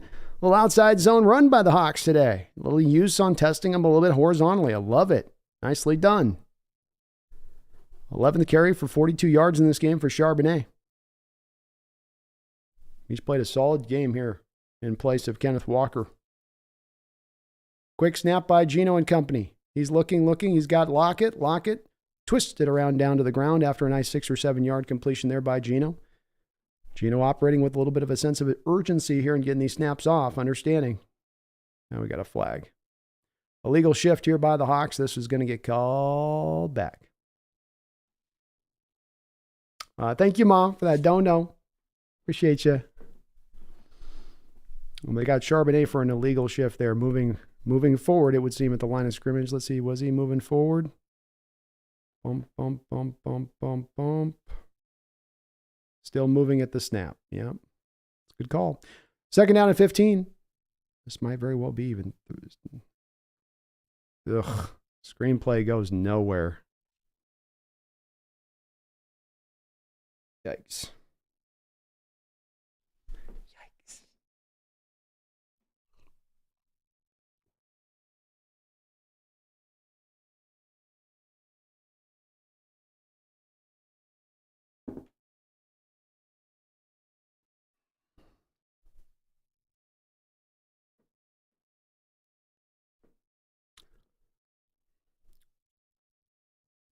Second down and 19 now.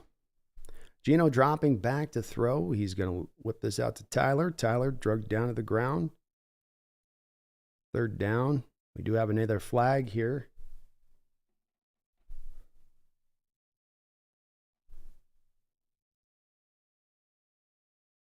I guess they're wiping the flag off.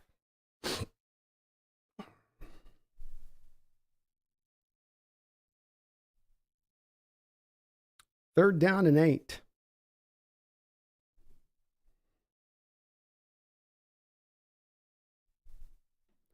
Seahawks 1 of 8 on 3rd down today.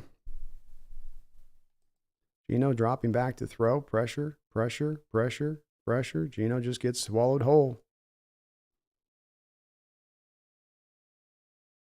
Niners will get their 5th sack on the day on Geno Smith. Geno comes up a little bit limping.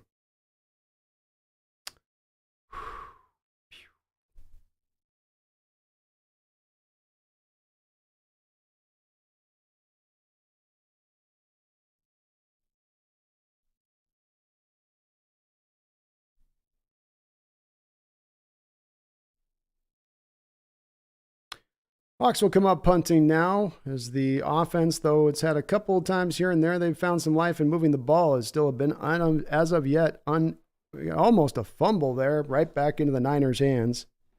They'll get bad. There was a fumble right to the Niners. It's kind of one of those games. The ball doesn't bounce your way sometimes. Tough.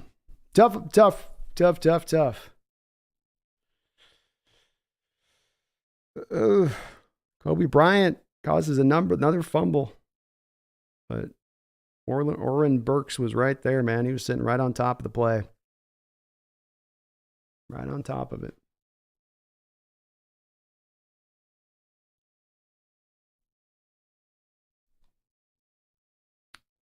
Hooey.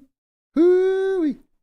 And just a reminder, folks, we'll be doing a post-game stream over the Bleach Report. I've got a link down in the description below, which will take you directly to the stream if you've got the app downloaded. So we will be, as soon as we got the wrap-up done here, as soon as we got the finishing up here, I'll be bouncing over to that side of things. Jeffrey Thistle, thank you for the $2 donation. Says, even the idiot announcers knew that was a blitz. Yeah, the Niners haven't sent a lot of them. They were showing you they were coming on that play, Jeffrey. And this has been an issue with the offense in recent weeks of not having a real answer for the blitz. That you just get confused. Geno drops back, gets confused, then gets swallowed up. It kind of plays out like that. And, you know, his sense of timing in the pocket, his feel of the timing of the pocket and the pocket breaking down is not the greatest. And so he oftentimes feels it way too late.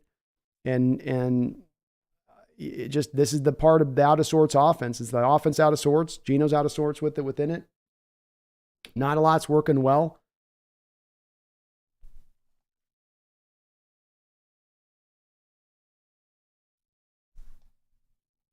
Fifth sacks, nine quarterback hits.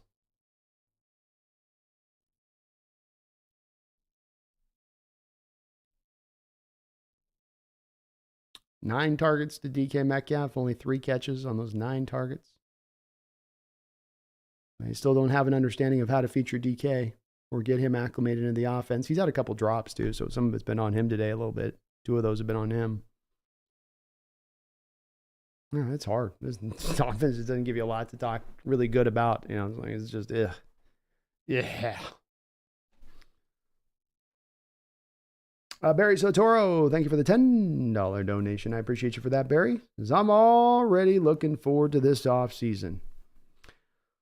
Yeah, I get that sentiment. I could completely get that. It's going to be hard for me being looking for the offseason because I'm just going to be like, are they going to, unless they actually look to find answers to some problems that are huge major issues that loom over this team, you do kind of come down to going, yeah, even if we add extra talent here, you know, even if we get 6-7% better on the talent front next year, is that then going to be enough to push us into being a contending team at that point?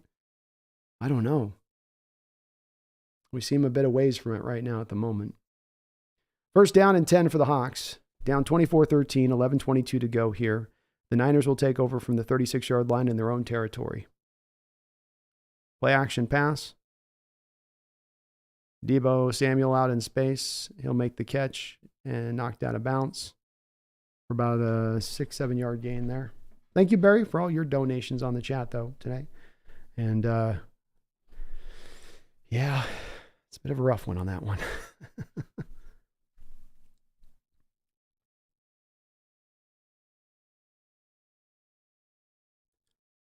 Second down and 3. Deebo's had an impact in this game, almost 100 yards collectively.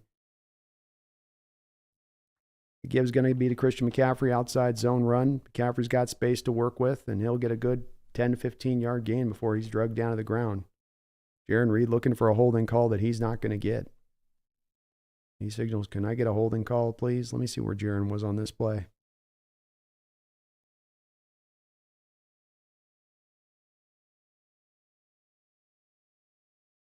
I can see where Jaron's coming from. He's calling for it. It doesn't look good. Looks like the guy's pulling around on his edge of his arm there. He's got his hands on the outside. But that's one of those things where they'll tell you a holding can be called on any play. First down and 10. Niners back on the Seahawks side of the football field here once again. The give is going to be inside here to Elijah Mitchell. Mitchell's going to take it for a nice 8 or 9 yard gain. You got to feel like probably the Seahawks defense is slowly approaching the point where they're going to be gassed out here pretty soon. The time of possession hasn't been a lot that we're at. It's 29 minutes to 20 minutes, but it's not good. And this Niner team is built just the right kind of way to lean down on you when they've got the lead.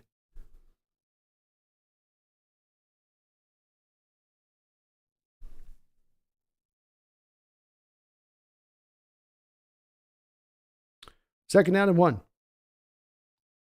9:23 to go in the fourth quarter. The give is going to be to Elijah Mitchell. First down run there, 5 yard gain. 9:15 to go. Clock continues to roll. Yeah, B-Wags fists up and looking a little frustrated out there.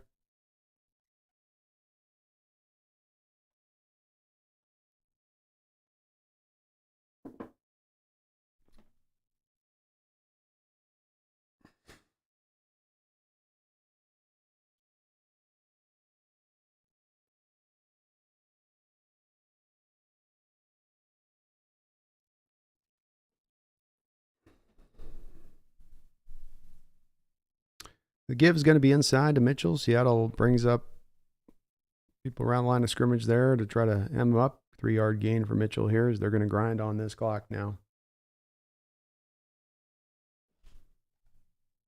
Niners in this game, 28 carries, 151 yards, and 5.4 yards per carry average.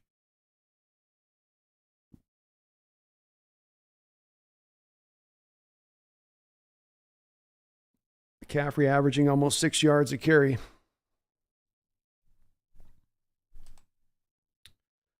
Second down and 7. Play action pass. Brock Purdy setting up to throw. He's got a man wide open, Brandon Ayuk, who will catch it and get a touchdown. The Niners will seemingly put this baby to bed. Witherspoon got beat there on that one deep with Ayuk, who they've been able to keep pretty well controlled throughout this game. You got Witherspoon.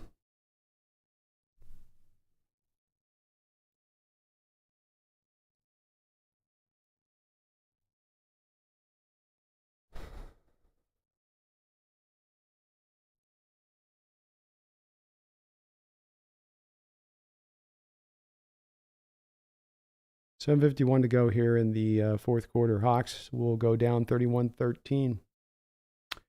Mumbles, thank you for the $5 donation. I appreciate you for that, Mumbles. It says the F a hot route, and where can we find one? Also, a couple of good coordinators while we're at it. Yeah, I my outlook on this is going to be that there'll be a uniformity in the Hawks Nation, I'm sure, after this game of saying there is a problem.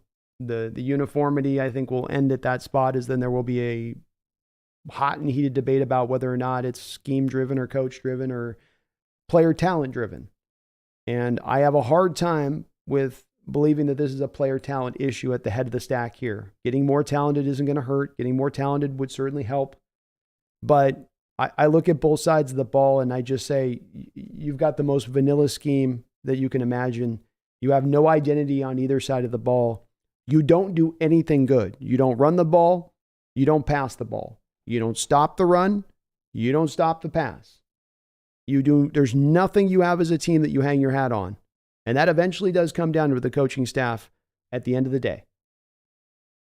You can't just throw all the blame on the players and say it's got to be on them at that point. You come down and say, no, this is the thing holding us back. And I'm growing more and more to that standpoint of feeling like it's at the head of the stack, and it's the thing that we need to address first and foremost.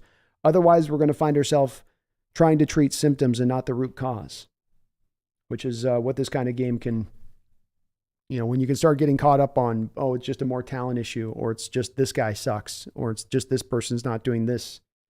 I think that the team, and I think Coach Carroll himself's got to look really hard inside himself right now and say, am I coaching at my best right now? Am I in the same lane I once was? And I'm not on the whole board with Coach Carroll being too old to coach or do that type of thing. But you know what?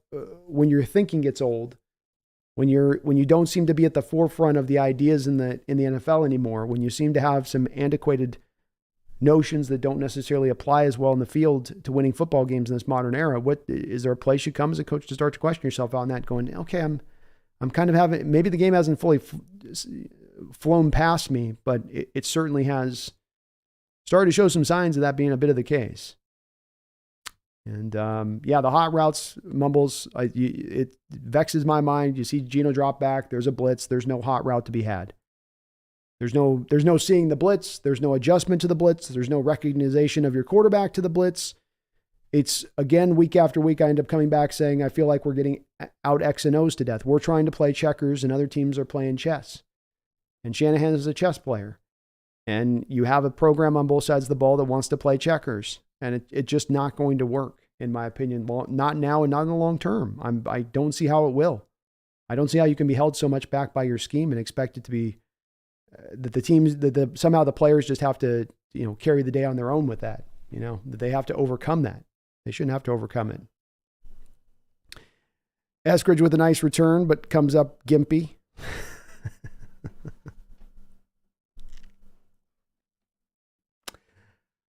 And the crew will take over here. 7:46 to go. Jeffrey Thistle, thank you for the $2 donation. Says, hire Daddy Shan right out of the stands. 30 meters. Yeah, geez, I'd take the elder Shanahan. He's always a good coach. Geno drops back to throw. He's going to look. Flip it into Charbonnet here. We'll catch and drug down the ground. Appreciate you, Jeffrey, for all your donos, man. And Daddy Shanahan definitely has prepped up a good coach for a son who knows what he's doing back there. This is advanced arithmetic you're seeing at play with this coaching staff and Shanahan on the back of being a kind of second generation kid like he is. Geno's going to be sacked up here on second down. Stone Forsythe loses the block. Eric99, thank you for the $2 donation. Says, what draft pick do we get for a 6 and 11? Can we get quarterback? You could probably get Penix in that range, Eric. I don't think you're going to have a chance at Drake May or Caleb Williams in that spot, but you could definitely get yourself Penix if you thought your line would hold up well enough. I don't know. That's our 6th sack tonight. And if you're drafting Penix, the worry is you got to have pass protection that can hold up and keep him clean, which is not what you're going to provide him, which probably means you're setting him up for success, for failure, and to get himself beat up. But if there was a quarterback that they kind of fell in love with, I guess they could. And Geno completes this ball to Noah Fant on 3rd and 16 for a first down. And Seattle still stays alive. So kind of basically no, Eric, is the basic answer. There's just not enough quarterback talent in this draft unless this team falls in love with a Jaden Daniels or a Spencer Rattler or a Bo Nix. Geno drops back to throw on 1st and 10. He lets it rip outside to Tyler Lockett for a first down. Hawks going to run back up here, try to snap it quick. And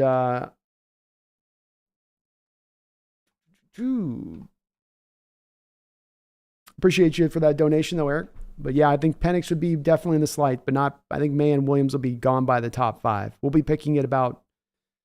You're picking it about what 9-ish or something in there at that spot. 9th overall selection would be about where you're at.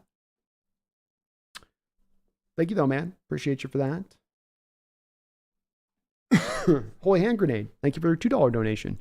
It says new plan: 2-minute drive every game. Hey. Seems to be where we're at our most, including even right now, where Geno seems to be at his most locked in when he's just able to run this K-gun, old school Bengals, 1980s, late 80s, Sam Weish, Boomer Esiason-like offense. So, hey, if it works, it works. It's the only thing working. So, yeah, you might as well lean into it. By God. Thank you, Holy Hand Grenade. Clock continues to tick here. 5:17 to go. Geno at the 35-yard line. Give his inside to Charbonnet. First down run. Masterful. Thank you for the $10 donation. Very kind of you, Masterful, for that. Says if they lose 5 straight, will there be any consequences? The issue is we have no ownership with Jody Allen. Very bleak outlook. Yeah. I see this the same way. I think you guys are also seeing this clear and true the same way. And that I don't think that Jody would have the stones at this point to fire Coach Carroll. I think that this could almost go as bad as we could possibly foresee this season going and twisting through the rest of this year, and that they would still excuse that. I think in many ways it's sort of been like gone without thinking that he's going to get to kind of make blaze his own road out the door here with the Hawks, however long that takes. And whatever does then happen. I don't think that makes it right, Masterful. I don't think that's the correct approach in our outlook on it and what we're trying to do. But I do think that she has an eye to try to elongate out selling this team by a couple of years. Coach Carroll's still under contract for a couple of years. Doesn't want to hire the new deal. She just wants to kind of spread this out, stretch it out as far as you can kind of get it out to where then you can get a little extra money off the sale, I think, from her perspective, for some reason that she hasn't sold the Blazers. But the bottom line is where you're at is where it's at, being that you're not making the choice or decision because it's the good or the smart one. Geno's going to try a quarterback sneak with a yard and come up short. And I'm worried that is the case of where it is, but I do believe that is the case of where it is, Maz. I don't think that she's willing to make that move. And I think with Coach Carroll, he's just such an eternal optimist. I don't think that he has it inside himself to recognize we got 4th and inches here for the Hawks now. Charbazard takes the ball. He's going to get drugged down the backfield for a 4th down stop, and you can't even get a couple inches. That's where you're at in this game here from a Seahawks offensive perspective. Niners will get the stop. This game will be shut down. 4 minutes and 14 seconds to go here, and this one's still left, but that does put this game completely to rest as the offensive scheme and formation and play calling continues to be about as inspiring as a wet fart. But I just don't think Coach Carroll, with that optimism that he lives with, can be the guy, because what it comes down to, the Masterful, is that he has to be the guy to call the ball. He has to be the guy to wake up in the morning and recognize, I don't have it anymore. I'm 70 years old. I'm not the coach I was at 50 or the coach I was at 40. And yeah, I've got a lot of wisdom to bear here, but I've said this before. I've known a lot of men in my life that I've known in their 30s and their 40s and 50s who are now in their 70s. That's part of the problem with getting to be an older guy like I am. And a certain a certain fact of life that I've kind of come to learn within that and kind of watching and monitoring that is that you are not as sharp at 70 as you're going to be at 50. And when I'm running a football team of 55 guys and I've lost a couple of steps off my game, that's not really going to work. It's not really going to work. And I don't know how he doesn't look within himself on this and go, man, I've lost a couple steps in my game here. I can't construct a really good defense anymore. I can't build an elite team. I've had like 3 or 4 different runs at this defense alone to try to turn it into a place of being legitimate, and I can't do it. We're going to come out the heels of this game and be landing somewhere, 20th defensively at the end of this game where we're going to be landing. And, he's had another run at it to rebuild it once again. You did a trade deadline deal like you did with the Clowney situation, like you did with the Sheldon Richardson situation, like you did with the Quandre Diggs situation, like you did with the Carlos Dunlap situation, like you did with the trade in the training camp for Jamal Adams, where you did that completely over the mark kind of move there to try to fix his defense.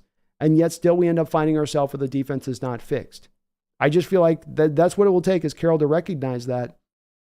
I just don't know that he's willing to do it, Masterful. And that's what this is going to require, is him to come to Jody and say, okay, look, I had a run at this. I've tried this. It's obvious to me. I'm getting feedback from people around me. I'm hearing it from fans. I've got to recognize what this is. And I know that's a hard fact of life to come to, and that you have these kind of guys that are wired like Coach Carroll is. I feel like Clint Eastwood as a director was like this. Like, I'll just keep going into my 80s. And it's like, you're not making good films. Stop. Gracefully go through life at the end without making it like painful to everybody to have to be like raising this up and mentioning this. I don't like talking about it, but it's kind of what's slapping us in the face a little bit, in my opinion. And oh my God, we got to watch the Niners eat turkey on our freaking logo. Oh, yikes. No defense of that. V-Ray, thank you for the $5 donation. Says, oh my God, did they just run that play on 4th and inches from the gun? Yeah, they don't seem to run under center stuff, V-Ray. I don't know. I was hearing from someone that I think it was John just dropped a don't know. I think it was John was mentioning that maybe it was because Gino's dealing with like a finger or hand issue and you got a little bit more of a violent hit on the under center stuff. But the running from shotgun all the time is just one of the oddities in this offense that's always there, V-Ray, where you're like, why are you doing that? Get up under center, especially V-Ray, when so much of what you do for successfully, offensively speaking, is the under center stuff and then the play action with it. The play action's been money for you in the past game. But in my opinion, I think you'd agree with me, the play action's not as effective when you're running it out of shotgun. It doesn't work as well. Thank you, though, V-Ray, the donation. Appreciate you on that. Washington Fish Quest, thank you for the $2 donation. It says, F my life. F all of our lives. Yeah, it's depressing end to Thanksgiving today. It was a wonderful day, but this is definitely a type of ending that stings just a little bit deeper on that one and definitely does hurt. F all of our lives tonight, Washington Fish Quest. Barry Satoro, thank you for the $10 donation. And folks, on the donations, just as an FYI, and I've got to sign off right at the end of the game. So I've got to bounce over to Bleacher Report.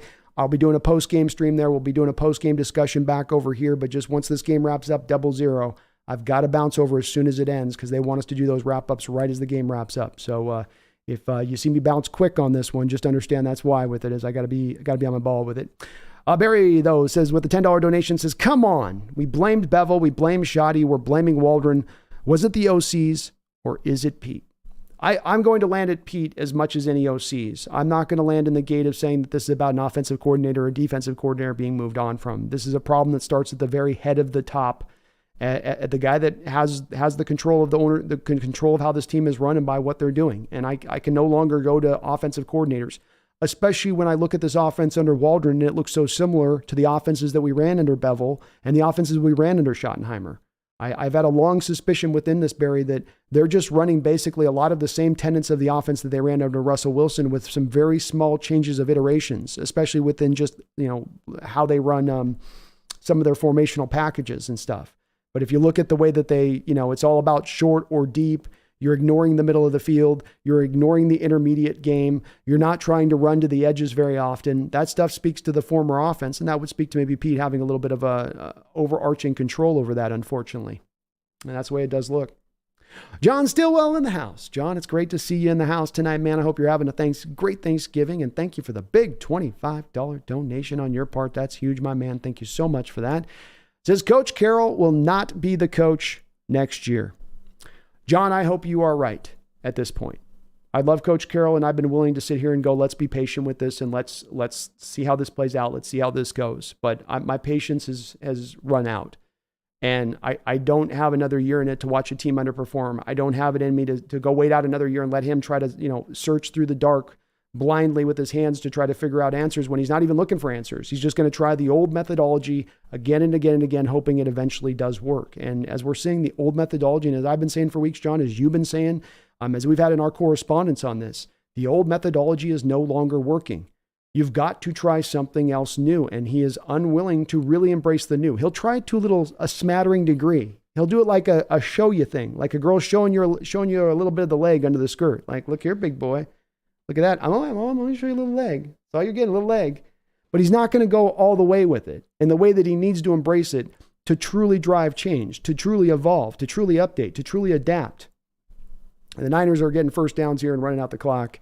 The Real Cheese, thank you for the $2 donations. So do we think about moving on from Shane? I would go where John is with this, or where some of the other posters are with this Real Cheese first and foremost. It comes down to pressure on Coach Carroll. I don't know if it's enough to move the spot. I don't know if he'll go anywhere with it. But that's what needs to happen here first and foremost, above all else, in my opinion. I think Shane's just being a good lieutenant and operating on the orders of his coach, I think. The only explanation I have for why this is going that way. And folks, let's go ahead and finish up on your last donation with that as well. So folks, no more donations, because I got to sign off and bounce over to that other side. So I'm going to have to kind of barrow through these kind of donations here at the end, because I know you guys load up at the end. I appreciate that. I love you for that. But I got to bounce over that Bleacher Report as we wrap up here. Corey says, why are we running? So MJ Seahawks drops a tenner. Corey says, why are we running the ball in that drive? I think the team's basically given up by that point, is my opinion on it. Barry Satoro, thank you for the $10 donation. The only person that should be allowed to survive the Hawks purge is Snyder, but I'm fine with him, going to be honest. No more donos, guys. Please stop. No, I love that you guys are dropping it, but I feel bad for signing off when I can't acknowledge your donos here. I'd love Snyder to stay as well, Barry. Hopefully he can. We'll have to see on that. I'm not sure. But again, I'll have to cover that, Barry, with you when we do the post-game discussion, because I'm sorry, guys, I have to sign off immediately. MJ Seahawk, thank you for the $10 donation. RD should be elite under Pete. It's not. Gino and Locke are not it. I'm on the fence with DK. Much love to RD, not the coordinators. Not happy with the coordinators, not happy with the coaching at this point, MJ Seahawk. And I'm really sorry I can't give your donation as much time as I normally could. I've got to bounce over to do a Bleacher Report stream that I've agreed to do, so I've got to do that right now. Jeffrey Thistle, thank you for the $2 donation. Says, retire these uniforms. They're so ugly with Pete. So ugly. Amen to that. I thank you guys today for watching. Thank you guys for those donations. MJ Seahawk, I'll be covering a little bit more in the post-game discussion, a little bit of your thoughts on that. I'm agreeing with you on it. It's really to me on the coaching staff that I want to lock into when we talk about the changes that need to be made here. We'll be discussing that more clearer soon, right as we get back on the post-game discussion. Please, right now, down the description link, you can click over to the Bleacher Report stream. I'll be right over there right now doing a stream with a Niner fan. We'll be chopping it up, talking about this game, so please join me over there. Thank you guys for your watching. Hit that like button on the way out the door. But before we go, please do not forget, even after a tough loss like today. Don't you ever forget. And Holy Grand Grenade, thank you for the $2 donation. I can't acknowledge your no. I got to go, man. Sorry. I told you guys so. Appreciate you, man. Thank you. You guys have a great night. Please don't ever forget. Go Hawks.